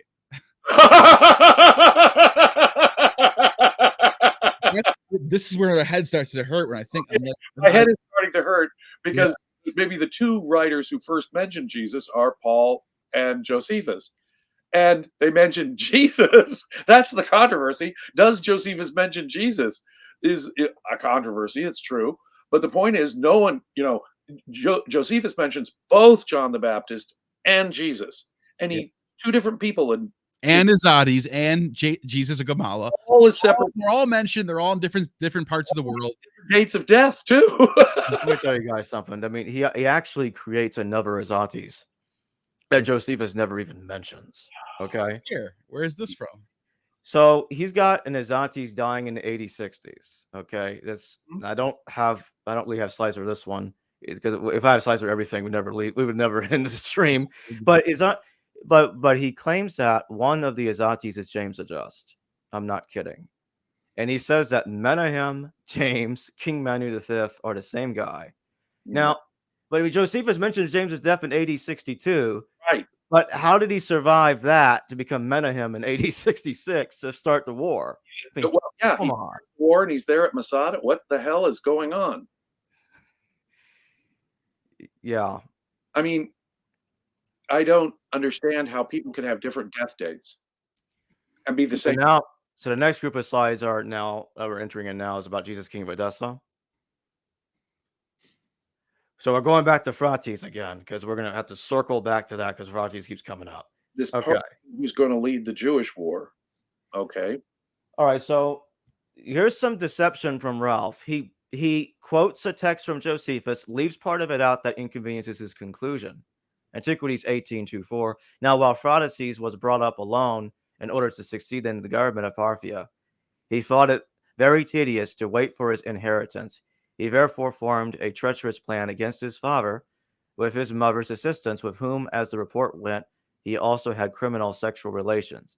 Phraates was so hated for both these vices, while his subjects viewed this wicked love of his own mother to be no way inferior to the murder of his father. He was expelled out of the country by a rebellion of the people before he grew too great. But there's a couple of more words here he cut out. Well, he puts a little ellipsis, the 3 dots, which indicates this material has been cut out. But let's see the material. This was supposed to be a highlight, but StreamYard doesn't like highlights, so it highlights almost the whole damn thing all the time. So anyway, the next two words that he brought up is that he died. Now, you see, it says, you see it says he grew too great and died on the center top left. Right. Look at the top of the center. Work your way to the left there. You'll Right. see that. Right. Why did he leave that out? One might ask. Because Josephus mentions the guy's death. Well, because he wants us to think that Phraates is King Abgar, and Abgar died in AD 50. So you can't have Phraates die in 84 for that to work. No. You have to leave that. So you left that out for that reason. Then this whole book, he depends on lying about Phraates not dying in 84. So he's misleading his readers. He's leaving out material that would contradict what his thesis is from a source he knows. He knows what he's left out. Well, here's what's worse, James. Right. Let's go back to one of the first slides when he first talked about Phraates. I just gotta see if I can find it. Oh, maybe it's on the next slide, actually. It's not. Okay, I'll find it later. Now, to make his theory work, he goes further. He deletes 2 centuries of kings of Edessa. Okay. Now, we're given a Edessan kings list in the Syriac literature that he relies on so much, right? This is my copy of one of the Syriac historians, a Chronicle of Zuknon. Okay. It has a bunch of kings of Edessa from the 160s BCE all the way up to the end of the 1st century BCE that Ralph says they don't exist. Now, why does he do that? Because he wants to. There's other later Persian Parthian writers that talk about the right. But on page 173, he's making his argument that the Armenian and Parthian kings are the same king, so he just conflated more kings. Okay. And then he says the Edessans came from that line, the Armenian Parthian line. Fedorowski mentions the Azates and his son too. Yeah. He has a whole history from from Cyrus all the way up until like 900 AD. So he mentions him too, mentions that time period. So the reason why I bring that up is because if you had, these aren't biased Roman writers over here. These are people who would tell you, Azates was a great. Yeah. The other thing is that what they're making up genealogy to mislead us. I found that other slide. Why would these later Parthians go? Why wouldn't they tell us the truth? You know what I'm saying? In this book right here on page 81, Cleopatra to Christ, he admits. Look at that last sentence. He admits that Josephus said that Phraates died in 84. So he's aware of Phraates' death at the wrong time. And then we go to slide 18. We go back to that. Actually, slide 17. Slide 16. He omits it from Jesus, King of Edessa, and claims, Josephus never mentioned it. Oh, wow. Never did. I'm going to forget that I knew about it in Cleopatra to Christ, too, while we're at it. A Parthian source. This is the source that Ralph himself uses. So he's misleading us. I think he's banking on the fact that most people aren't looking at Parthian sources. Right. Well, he's just hoping that his readers are going to just take his word for it.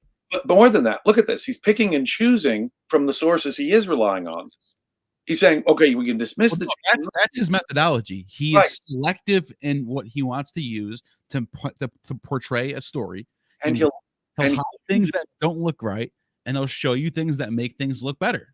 Right. And that's a flawed methodology. It's not the historical method.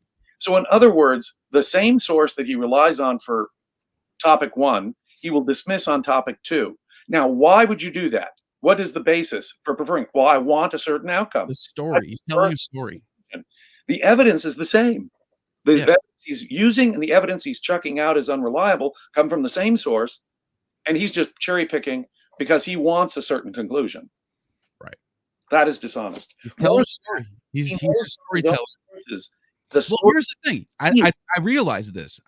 It was taking me a while to think, how can someone be this far off? And then I thought about something.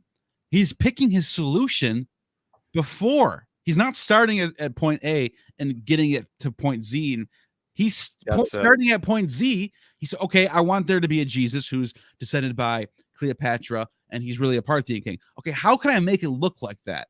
Okay, this is what has to happen. A, B, C, D, E, F. He just fills in the blanks and with his own puzzle pieces. Okay, let's take this for example. Let's say I say that these 10 different characters mentioned by Josephus are really all the same person, even though I'm given 9 of the characters' death dates. Now, how does one go about, Ralph, choosing what you believe the death date is? It's got to be perfectly arbitrary on your part when you say, "Oh, the real guy died this year." It's like Ralph. Let's say there's a police officer called Ralph, and he took in. I told you this analogy before, James. I think I did as well with you, Neal. Ralph takes into custody Bob, and he killed John. He didn't tell you how he killed him, which weapon he used, or the method of how he did it. Okay, I just virtually said the same thing there. And it doesn't tell you how long it took, if the death was fast or slow. So it was a short confession. He takes him into custody. Then he's stupid enough to go to the courtroom and tell the judge, I think it happened in my custody, because he later gave a full account of it. Right. Yeah. Right. Yeah, it's backwards. It's backwards. That's what it comes down to. AKA his argument about Paul's letters. So what we're doing is starting with the conclusion we want and massaging the evidence and allowing cherry picking and allowing in evidence and actually misleading our readers about the evidence in some cases, leaving out stuff with ellipses that would tend to show me they're not the same guy. And again, I want to keep saying this. If you want to have some Dan Brown type new some interesting, this could be possible, guys. What if this happened? Nobody's gonna bother you for that. I go as far as saying I would go as far as saying Ralph makes Dan Brown look like he's historically right.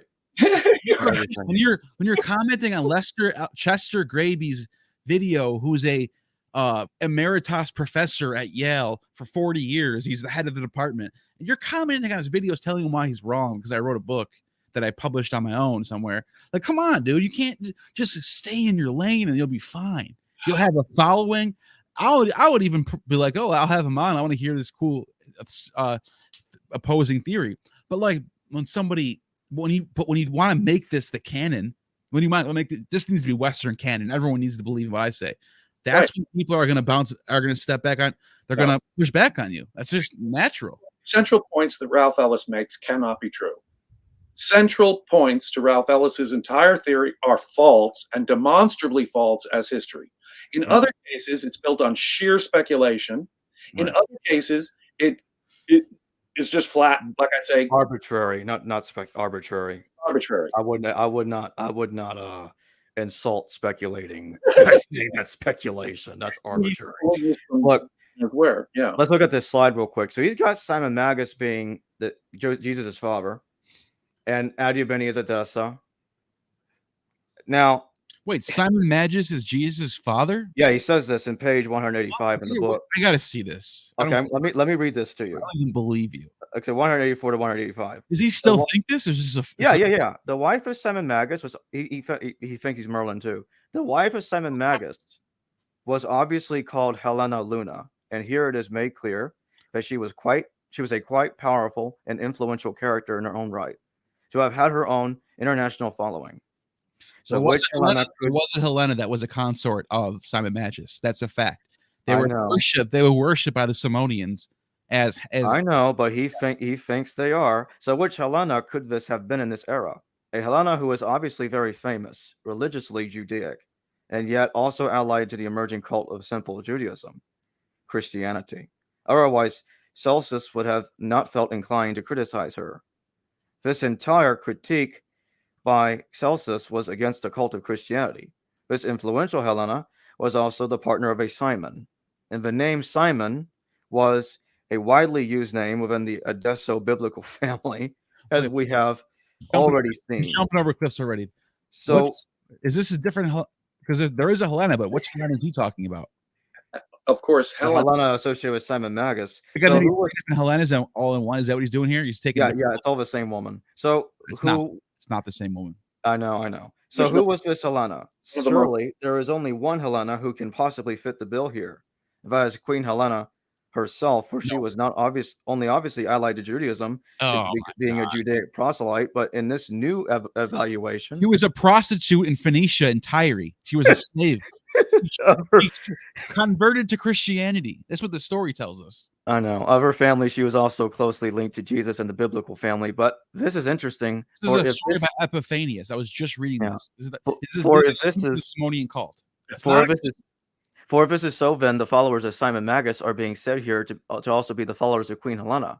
Once again, as was first identified in King Jesus, the evidence appears to show that King uses his house of cards to build more houses. This is what I'm talking about. Here we go. To show that King Monobaz's Esus Senior can be, you see, now he's calling other kings Esus, can be strongly linked to Simon Magus. In addition, we now know that Monobaz's Esus was actually King Abgar of Edessa, and that this holy shit, this conjoined and conflated monarch was married to Queen Helena. Furthermore, Simon Magus was married to his sister wife Helena, while King Monobaz's Abgar was also married to his sister wife Helena. No, Josephus makes perfectly clear. Story comes from the 2nd century, I think. Justin Martyr and Irenaeus recount a myth of Simon Magus and Helen. It became the Simonian doctrine. It's described by Epiphanius. It says that angels rebelled against her out of jealousy, created the world as her prison, and she was reincarnated many times. Her many reincarnations included Helen of Troy. That's why she gets the name Helen. It's not even really Helen, among others. And she was finally reincarnated as Helen, a slave and prostitute of Phoenicia. She descended in the form of Simon Magus and confer salvation upon men and knowledge itself. Yeah, she cannot be the sister queen. Not the same person. It's not even a real person. It's a myth. Right? It's a myth, but yeah. We're a real person. She's a prostitute. Let me finish reading this whole page. It gets better. Remember that Simon's title Magus comes from the Greek magos, the 3 wise men who visited Jesus' birth. But these wise magi were from Parthia, just like the Adiabene Edessan family of King Abgar and Queen Helena were from Parthia. But Simon's title of Magus not only identifies him as a magician or a Sabian astrologer priest, it also identifies him as a Parthian, the same as Queen Helena herself was. No, under this revised genealogy, the aunt of Queen Helena. No, there's Marcus Magus, an Egyptian Christian. Magus was a Christian title after, and basically by Simon Magus. Like this was Magus signifies he's a magician, a wonder worker guy. Doesn't mean you're Parthian if you have that name at all. Parthian. Yeah, wrong. There's Egyptian Magi. Right. He's just wrong. And he goes on to say, for this aunt would have been Queen Cleopatra Selene of Numidia, the other daughter of Queen Cleopatra of Egypt. The name Selene refers to the moon, of course, exactly the same as Luna. Even the story that we have doesn't line up because she starts off in Phoenicia and goes to Rome. She does never, ever, and even in the myth, never is in Adiabene or Edessa, or even points to her being. All he's doing is saying he found a Helena who's related to Christianity. It's actually Helen, not Helena. Right. Helen. And he's saying, oh, here we go. We have 2 Helens. Let's connect these together now. Let's make this the same person. And he misspelled her name on purpose, so it would completely match. Yeah. Helena. It's Helen, not Helena. Yeah. Constantine's mother was named Helen. Let us have a look at these similar characters. Let's look at his etymology table. This is hilarious. Let us have a look at these similar characters in tubular form. Person, wife, relationship, location from. Simon Magus, Helena, Luna, sister, wife, Parthia. King Abgar, Helena, sister, wife, Edessa, Parthia. King Monobaz is Helena, sister, wife, Edessa, Adiabene. That's his comparison chart in this page. While there are many similarities and connections to be found between these characters when researching the name. The name? What else besides the name? Nothing. Nothing. There's something else cringeworthy here. Let's keep going. When researching the name for Queen Helena, there are some similar parallels to be found if we look the name Simon, a favorite name for the male members. He's telling us he just told us what his methodology is. He looks up names. He just said it right there. Yeah. When we look up the name for Simon, we find other Simon. He just told us right there in his own text. Well, anyone's methodology. Anyone could do a word search on a document. When I look up the name Simon, I find 3 others from the time period. This one did this, so they must be the same. That's his methodology. He just he just read it himself up. Read that one more time. Go back to okay. I'll read it one. When researching the name for Queen Helena, there are some similar parallels to be found if we look for the name Simon. Looks up names. Name. And even if Helena of Adiabene is married to an Abgar, and before that married to the fact that she's married in the 2nd century one is married to a guy named Simon doesn't bother him at all. No. It gets worse. A favorite He's name. a Samaritan, by the way. His real name is Simon the Samaritan. Right. Simon Magus. A favorite name for the male members of these Abgarid monarchs was Shama Okama, or Shamakakram, the original name for Simon, Niger, Zelatus, Bo, and Nergus. The Pseudo-Clementine tells us about Simon.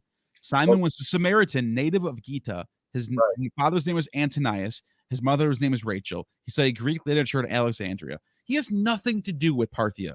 Right. He's a Jew that's in Alexandria who is studying with the Magi in Alexandria. Those are lies. Yeah, he has no connection to Parthia whatsoever. Well, plus, the name for Simon Magus could have indeed have been linked to King Abgar because this was my favorite name in this family. And just to add to this is the final part of the page. And just to add to this heady mix of names, another son of King Abgar was called Magnus. In both, you know where this is going. In both the Roman period. That means great. That's the name. Yeah.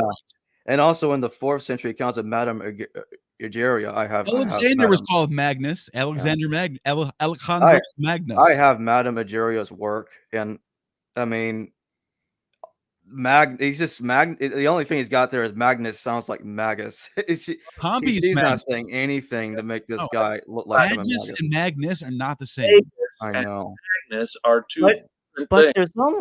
But there's only one letter difference, though. See, that's how you don't know linguistics. When you start saying shit like that, a linguistic would hear you and start laughing. You're going to cringe, one or the other. I know. This Edessan prince's name is normally understood to have been Manu, but Egeria and some of the Roman historians called him Magnus instead, a punning hypocritism in the Latin, meaning great. Thus, a son of King Abgar was called Shama, Simon, while another was called Magnus, Manu.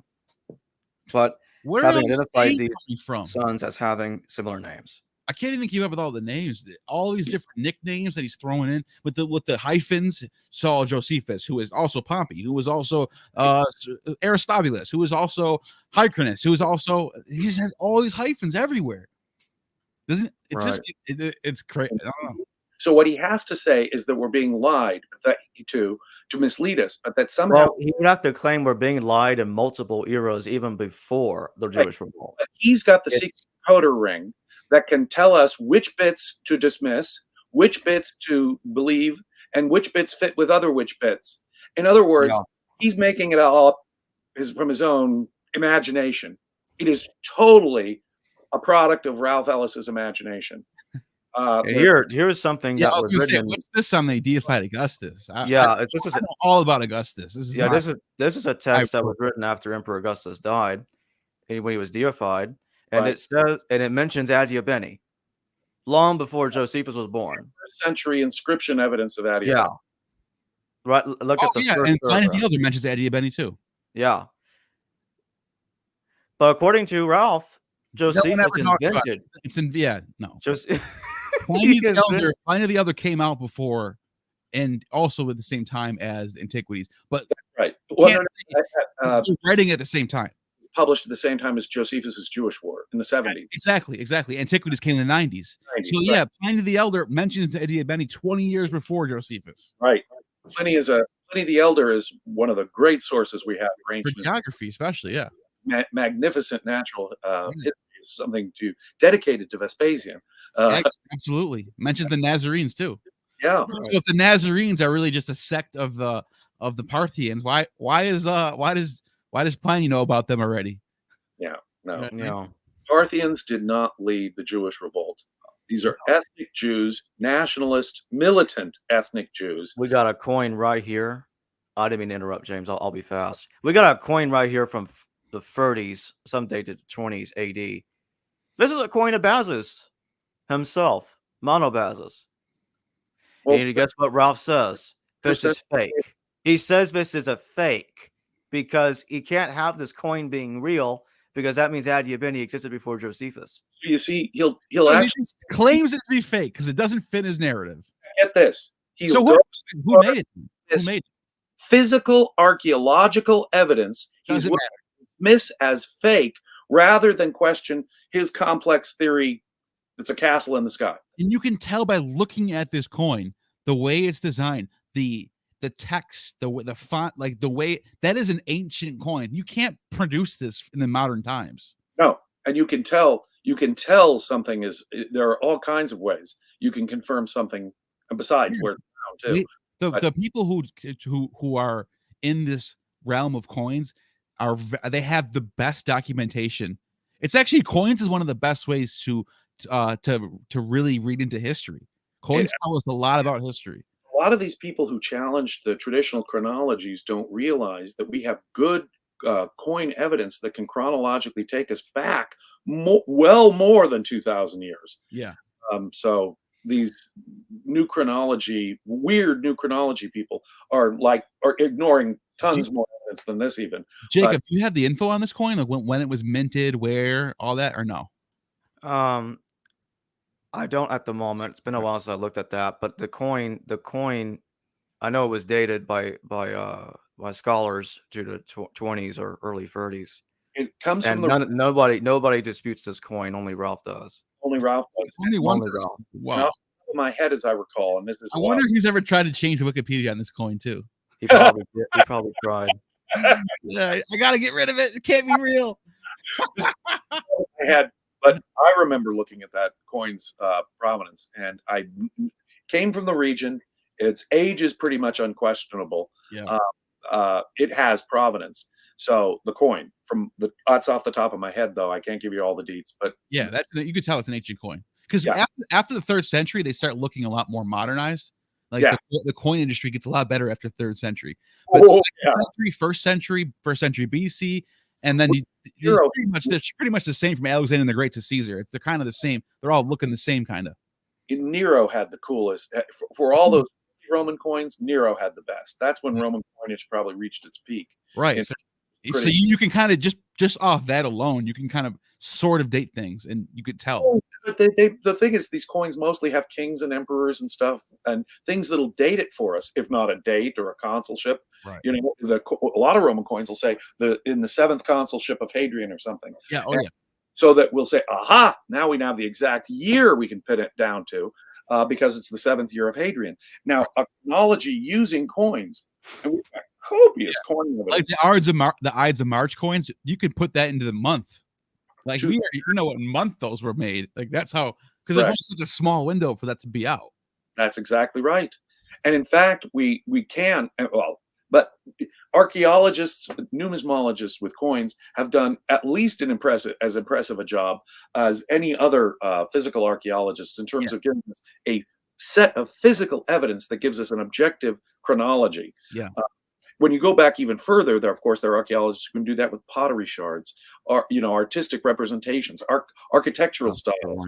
So we have objective evidence on these sorts of things. And I'd like to know why Ralph would just dismiss physical evidence. I would love to hear that. But you know what? I've never really understood the whole Jesus King Arthur thing. I'm not gonna lie. I'll be completely honest with you. It's so ridiculous that I never even entertained it. I just whatever. Yeah. How do you get from a man and Jesus of the? I didn't even bother. I didn't even bother putting slides here about this book because we'd be here for an extra hour. That'd have to be like a part 2 perhaps. But here's what he says behind this book. Okay, in the back cover is a disaster. Jesus' son was the king of Palmyra. Saint Peter was the guardian of the Holy Grail. Pompey the Great and the pirates of Gibraltar.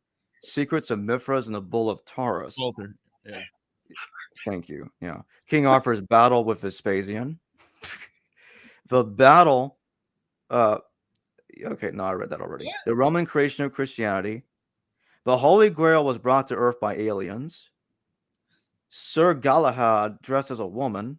No, wait, let's stop. I have to stop you on the aliens bit. Ralph Ellis actually believed Are you serious? that aliens were in That's what it says in the back cover. the preservation of So at this point, we just got to realize he's just selling books. Yeah. At this point, I don't even know if I want to continue. Just respect it now. He's selling books. What do you think he But, says in but, interviews? but with that being said, then why does he want to correct everybody else? Why doesn't he just sell his books and be quiet? Why does he want to comment on our videos and stuff and tag us in posts? seriously. Yeah, but that's what I'm saying. If he was smart, he wouldn't be tagging us in posts. He wouldn't be commenting on our videos. He would be slinging them books and worrying about his fans. That's And it. according to Ralph, he said this on numerous occasions. I've never read his books. How the hell could I even make this PowerPoint presentation? Cite what he says if I've never read a damn thing. But you see, it's How's that possible? Ralph puts his Think about it. He thinks Jesus is King Arthur and aliens gave us the Grail. Yeah. People are taking it seriously and saying that I was being mean to him on my stream. Like, I'm just questioning. I just want to get the facts here. Look, if you want to say this is my theory and leave it alone, I'll leave you alone. But don't tell me that I just don't know what I'm talking about. You know what I mean? Like, I think it's clear now. Ralph is either he can sue me if he likes. Ralph is either a dishonest human being and is lying to his readers, or he needs psychological help. This is not honest scholarship. This is not honest thinking. The man is either delusional or lying. I wonder what the other freemasons are thinking. Now, if his fans want to attack me, please feel free to. But his assertions about Paul, John the Baptist, Caesar's children just are baseless, demonstrably false in some cases.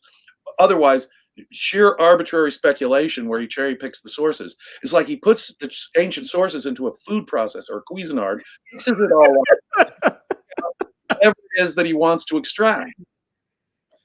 And then I couldn't believe it. I said, do you know you're commenting on this guy who's a emeritus professor who's been doing this his whole life?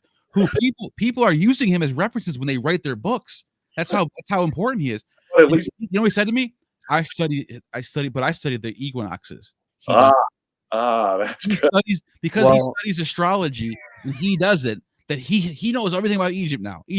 All of Egyptian history is just about the equinoxes. That's it. Every day, every event that ever happened, they were just mirroring what happens in the stars. Like they're not real people with real thoughts. They're just like robots that are like, oh, it's Aries today. Let's eat a ram today. Oh, it's today. It's the month of Taurus. Let's kill a bull. And you know something, as I'm perhaps been called this by others recently, and so I will be so immodest as to say I am perhaps the leading advocate of Roman provenance in the world today. I would say so. And the fact that Ellis is talking about Roman provenances and associated with it is. He told me that yours is exactly the same as his. I must. Oh, I've read that. I remember showing James about a year ago that Ralph made old posts saying that everything that Valliant says is copied from his books. He's left Amazon reviews saying this too. Well, listen, when I had you on not that long ago, I was like, we had a back and forth.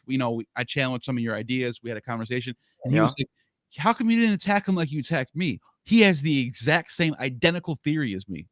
I go, "No, that's an identical theory as you." Well, that shows you. I go, "Do you know what word?" No, I swear to God, this is what I said to him. I go, "Do you know what the word identical means?" Identical, yeah. I go, "That's not identical, dude." I don't believe 99% of the crap he writes. The only thing you have in common is something of Vespasian had something to do with Christianity. That's it. Yeah. Even his way of performing is not the same. John the Baptist is not Aristobulus. Julius Caesar did not have a second child. Just no. And that's just right off the top. But more than that, this conflation of all these Jesuses is absolutely bizarre, absurd. No, it is important for me as the leading advocate of the Roman provenance theory to denounce Ralph, because if Roman provenance is to have any future, any credibility at all in scholarship, we have to dissociate ourselves just as strongly as we can from this nonsense. I don't blame you.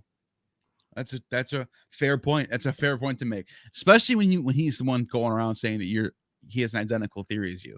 and by the way, I do want to refute what he said. I hadn't read a single word of Ralph Ellis before I wrote all of Creating Christ. Creating Christ was done and in the can before I read a single word that Ralph Ellis ever published. Yeah, I obviously that's pretty. I don't think anyone really thinks that.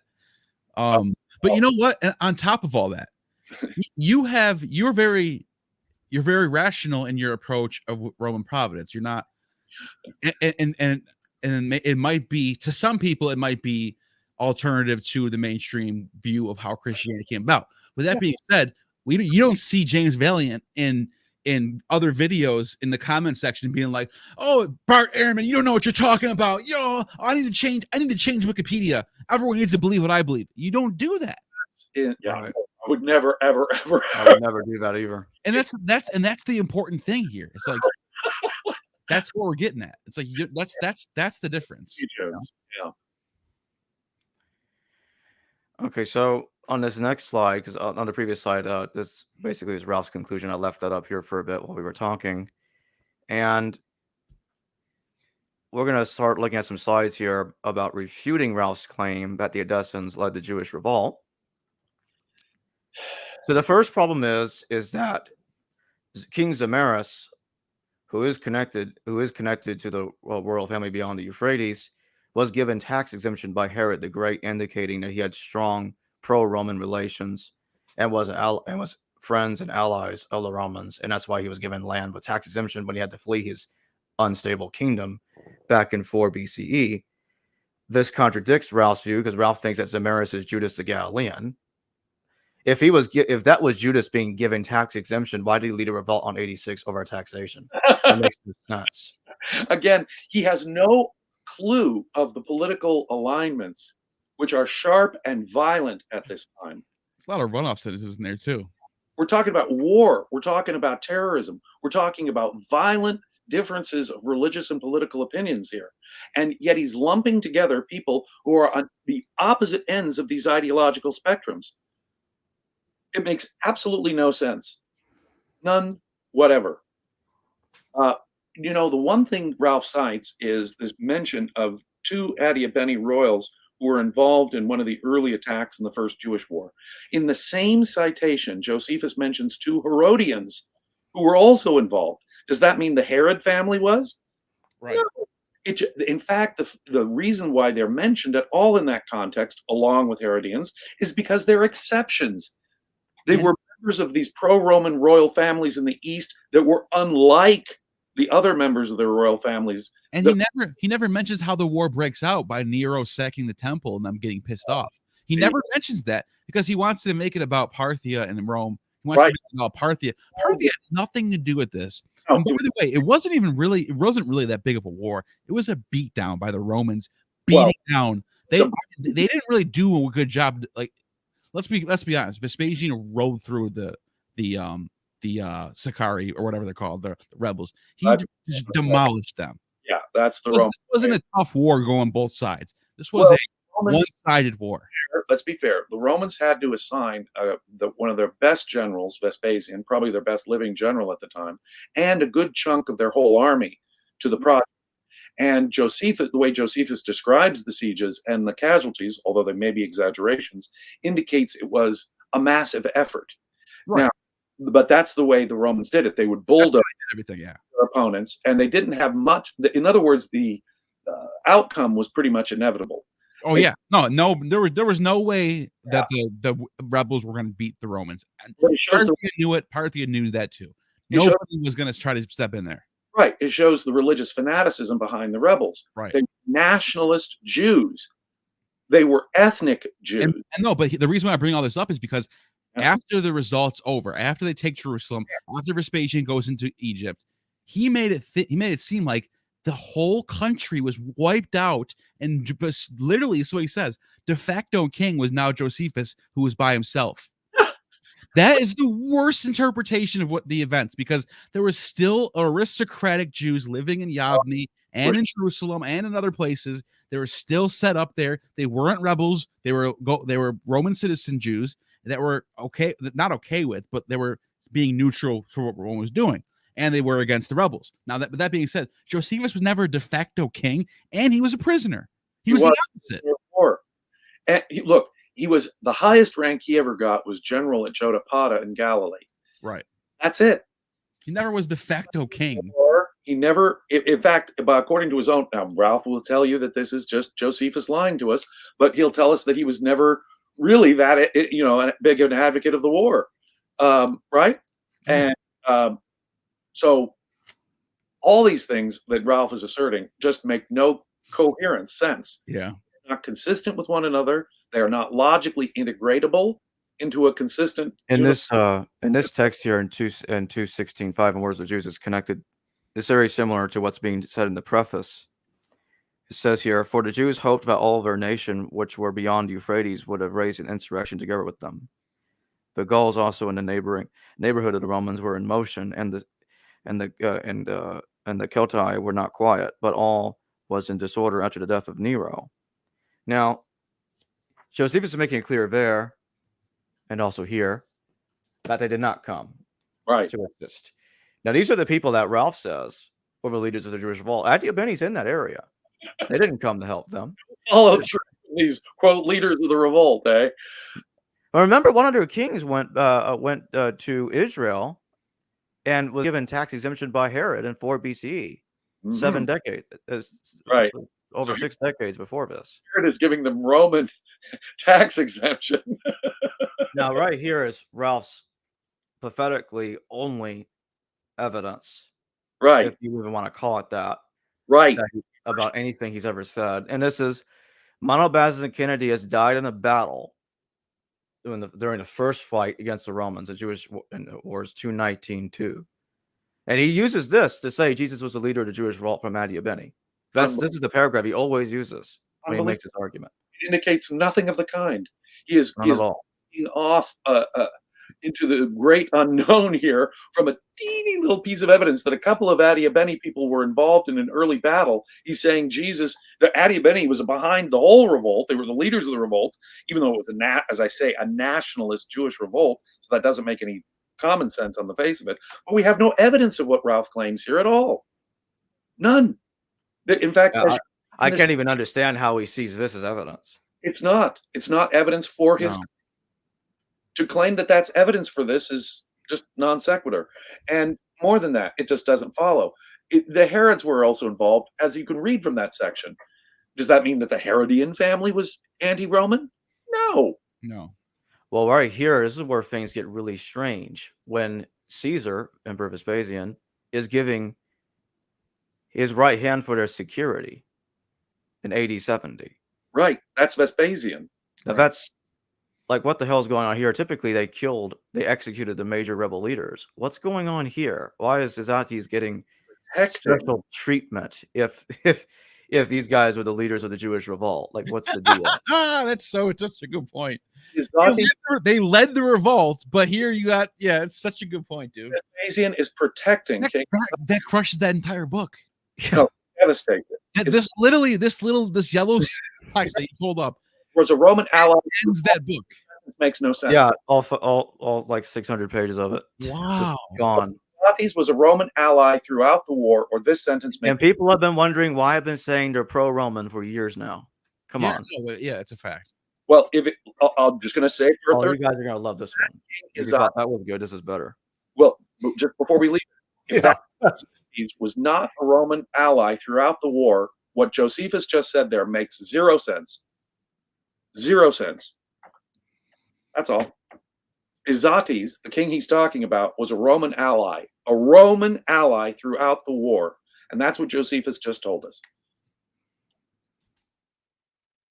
Yeah, I think that's a game over. I think we can end on that one. It's been 2 hours too. Long.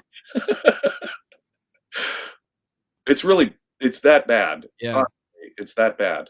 Oh, we're almost done. I'm just going to speed through the rest of these slides. But right here, just to summarize this real fast, this has Nunbas getting executed by his subordinate called Herod in the Toldef Yeshu, which is a text cited on the first bullet point. Right. On the bottom bullet point, the Marabar Serapon letter, which was written in like 73 or so, maybe 72. It's lost now, I think it's lost too, but yeah. Yeah. In that letter, it says the Jews killed their king. Right. This is the one that this is only passed down by the church. They don't have the original one. This is just someone's. Well, it doesn't even say it was Jesus. No, it doesn't say anyone. We don't even know. Now, Listen, there were kings. There were Maccabean kings. I don't have the list in front of me that were killed, that were executed, and it was usurped. This could be talking about. There's like 30 different kings. Maybe not 30. Here's how There's probably a dozen candidates, and from Jewish history that Ralph uses all of this as evidence. But that Jesus was the king of Edessa. The way I interpret what's on the screen right now,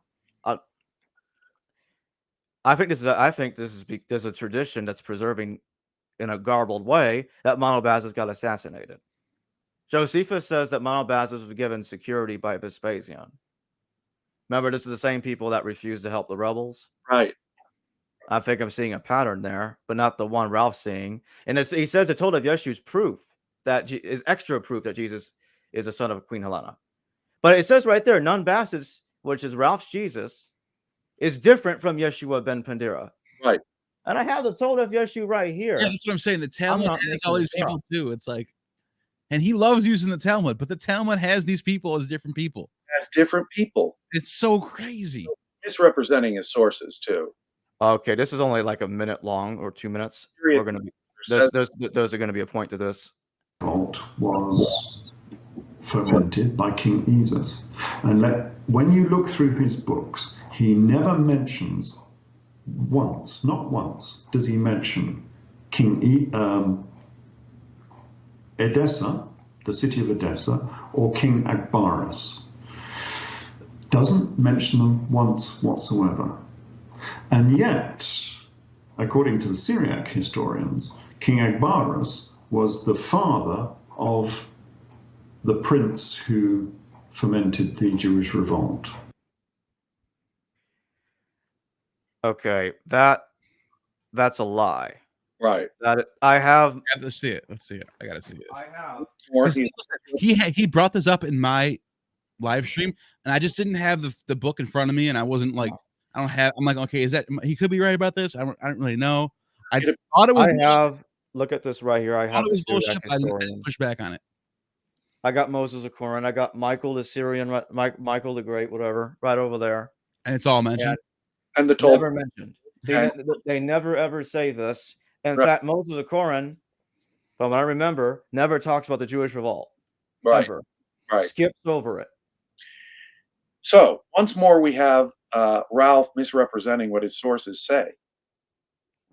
And here's some page citations of some examples of Ralph conflating people throughout his books. Yeah. Okay, Jesus, son of Gamala, Jesus, son of Ananus, Jesus, son of Shaphat, Jesus, the son of Saphias. And just page 240 by itself. And that's Jesus left the Pharaohs. 40. In that one page. Pharaoh. Okay, Pharaohs. Uh-huh. Wow. Now, we know, look, on this King Arthur garbage, King Arthur is a mostly mythological figure known from medieval literature. Okay, so when we say King Arthur is Jesus, what are we saying? Are we saying that the Arthurian legend is a parable about the 1st century guy using the 5th or 6th century guy named Arthur as a comparison? I mean, I'm not even sure what Ralph is saying when he makes these comparisons. Now, it's true the Arthurian literature has weird references to Joseph of Arimathea and things like that, but it is medieval Christian literature. It's medieval Christian fantasy, the Arthurian legends, such as we have them. It may or may not be based on some earlier Brythonic king or some Ostrogothic king from about the time of the fall of the Western Roman Empire, but that is itself tenuous. So whatever the historical Arthur is, he's not the figure from the medieval literature that talks about the Round Table and Camelot and all that. That is fantasy Christian literature. So I'm not even sure what he's saying there.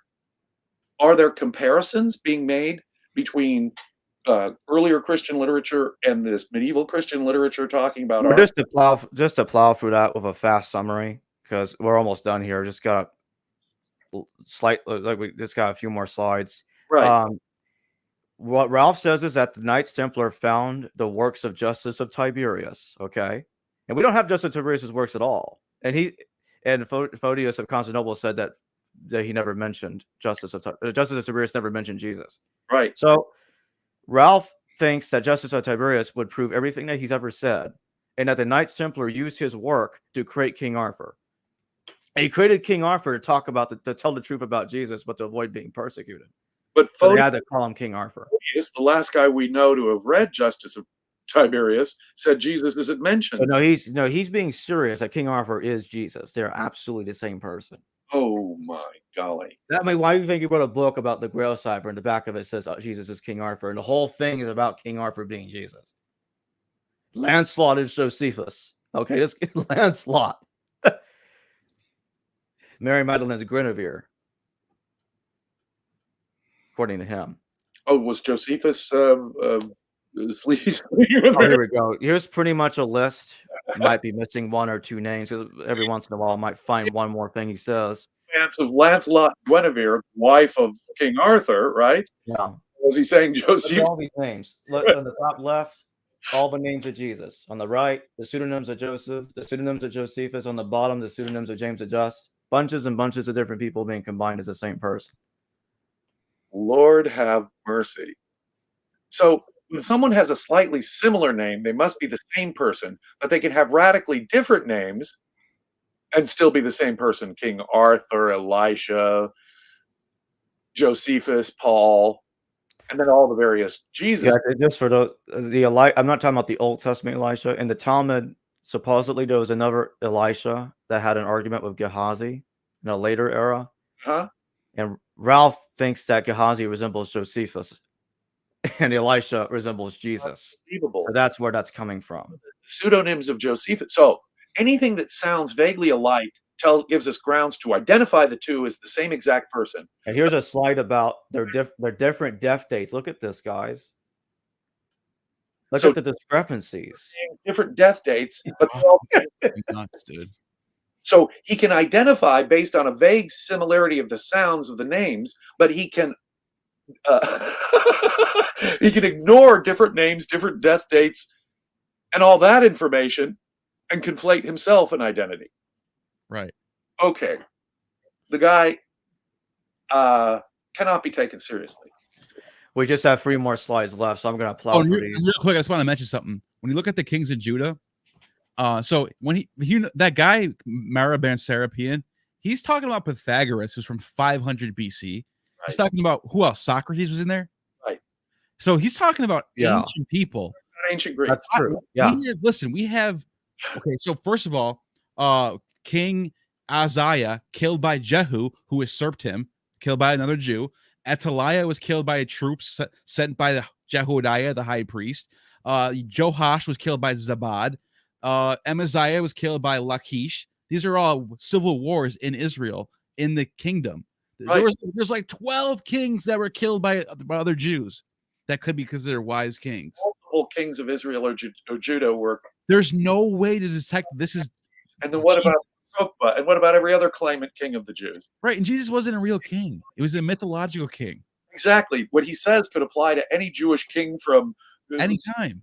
Iron Age kings all the way to Bar Kokhba. Let's take a look at, he's going back farther though, too.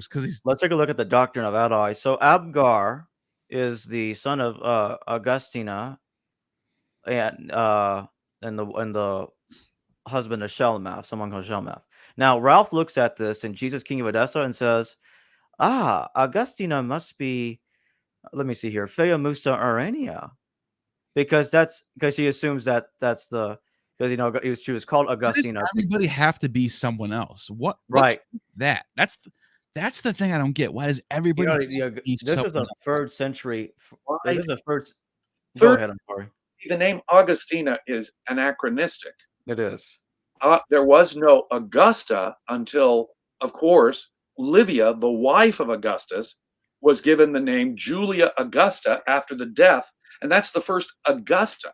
So the first, because the title Augustus was invented by Caesar just for him. In the first, before that, the title was only given to gods. It was a title. You know, Neal, you have to realize that every Roman triumphor was in effect a god for a period of time. Yeah. He had a godlike status. Sure. Right. So, but Augustus got all kinds of special things. Oh no, he's the greatest of all. Yeah, the first emperor, and the name Augustina, which is the diminutive form of Augusta, cannot have been in use until well after the events that are being described here. So the doctrine of Adi is using an anachronistic name, Augustina. And moreover, if it was Julius Caesar's daughter, she would not have the name Augustina. She would have the name Julia or Caesonia. She would not have the name of her. It's a religious title. It would not be a name based. You're right. Also, you can tell whoever wrote the. He doesn't know how Roman names work, the cognyms, and that he doesn't. James, what you said is absolutely spot on. Right. You wouldn't inherit a religious title. You would inherit a family name like Julia.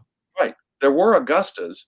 That is to say, Agrippina, for example, the younger, who was married to Claudius, the mother of Nero. She was an Augusta.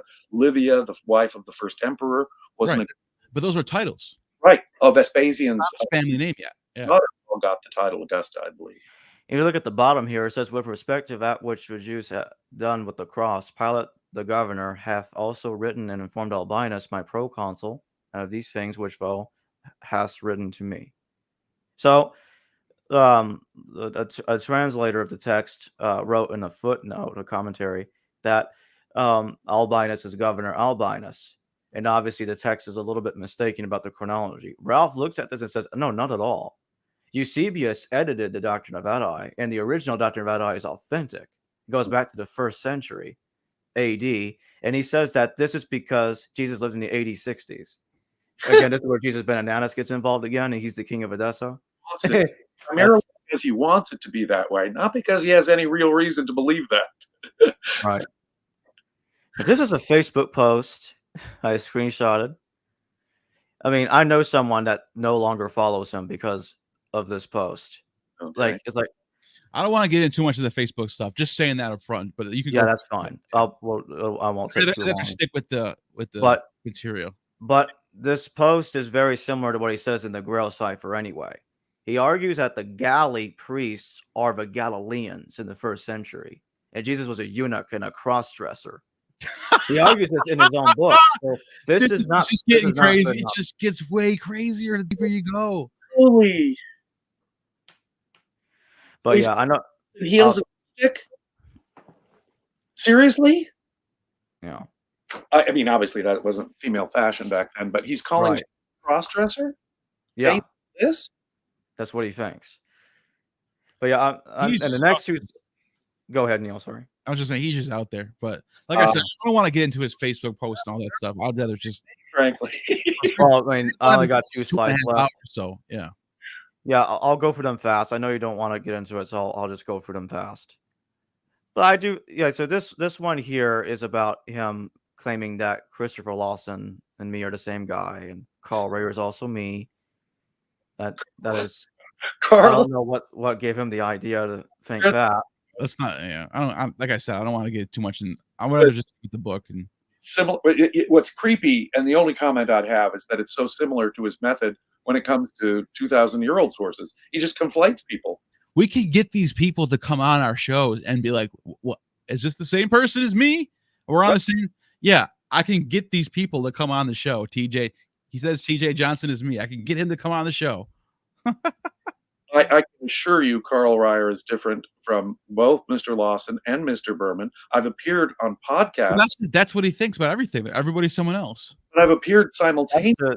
That's the reason why I wanted to show these images. The reason I show these images from Facebook is because if he's capable of thinking people in the modern day are the same people, imagine his research. I just want his followers to think about it. No, that's a fact. That's right. That's literally true. He could look up the things that Mr. Lawson wrote. That's it. I got no more slides. He's a resident of Canada, and that you're a resident of Texas, and that you're men of different ages altogether. But you see, that would be like distinguishing Ben Gamala from Ben Sepphoris or something. He can't do that because, you see, just because you live in Texas and are much younger than Mr. Lawson, who lives in Canada, and you have That must be some new level of bilocating why I've don't never we do heard that? of. Listen, why don't I get my buddy TJ, who's a fan of my channel, who I talk to a lot on Messenger. We should have him come on here and with Lawson and be like, look, we're all the same person. Okay, I'm down for that. We could do that. let's do it. Let's do I'm it. serious. I'm serious. We could probably do it next week if you want. Shows the I'll contact Lawson. All right, I'll do it. It's true. Just a quick. I'm excited. And we can talk about Ralph's Grail cipher too. We would laugh all the whole hour or more. But Look, no, yeah, he's as intellectually responsible with the facts and the evidence here as he is with earlier identifications. That can't be missed. Right. Well, that's it. I know you. I know that we've been here for over 2 hours. So it's definitely time to go. But I thank everybody for their super chats and everybody else for their live chat participation. And I appreciate you guys for coming on today. This was a blast. No problem. yeah. Thanks for inviting me. Do support Patreon supporter of Jacob and Neal, by the way, Gnostic Informant. Yes. These guys are doing And the Myth Vision. and Myth Vision. Myth Vision. Thank you. These guys are doing the best work in bringing the best living scholars on religious studies to the attention of the world. And it's a way to ask questions of real experts. Follow these guys. Become Patreon supporters of them. Do your super chats. You're keeping these guys, the lights on for guys who are doing important work in biblical studies today and getting it out there to the masses. So if you think this sort of content, maybe not this in particular, but this sort of content in general is of value, please do become a supporter of History Valley, Gnostic Informant, and Myth Vision. They're doing important work and getting it to the people. Absolutely. And remember, we're not the same person. Hello, viewers. Thanks for watching this video from the History Valley YouTube channel. Please don't forget to subscribe and hit the notification bell. And if any of you wish to further support this channel, please consider checking out this channel's Patreon page and becoming a patron, and or donate through PayPal or through Super Chat during a live stream. Thank you.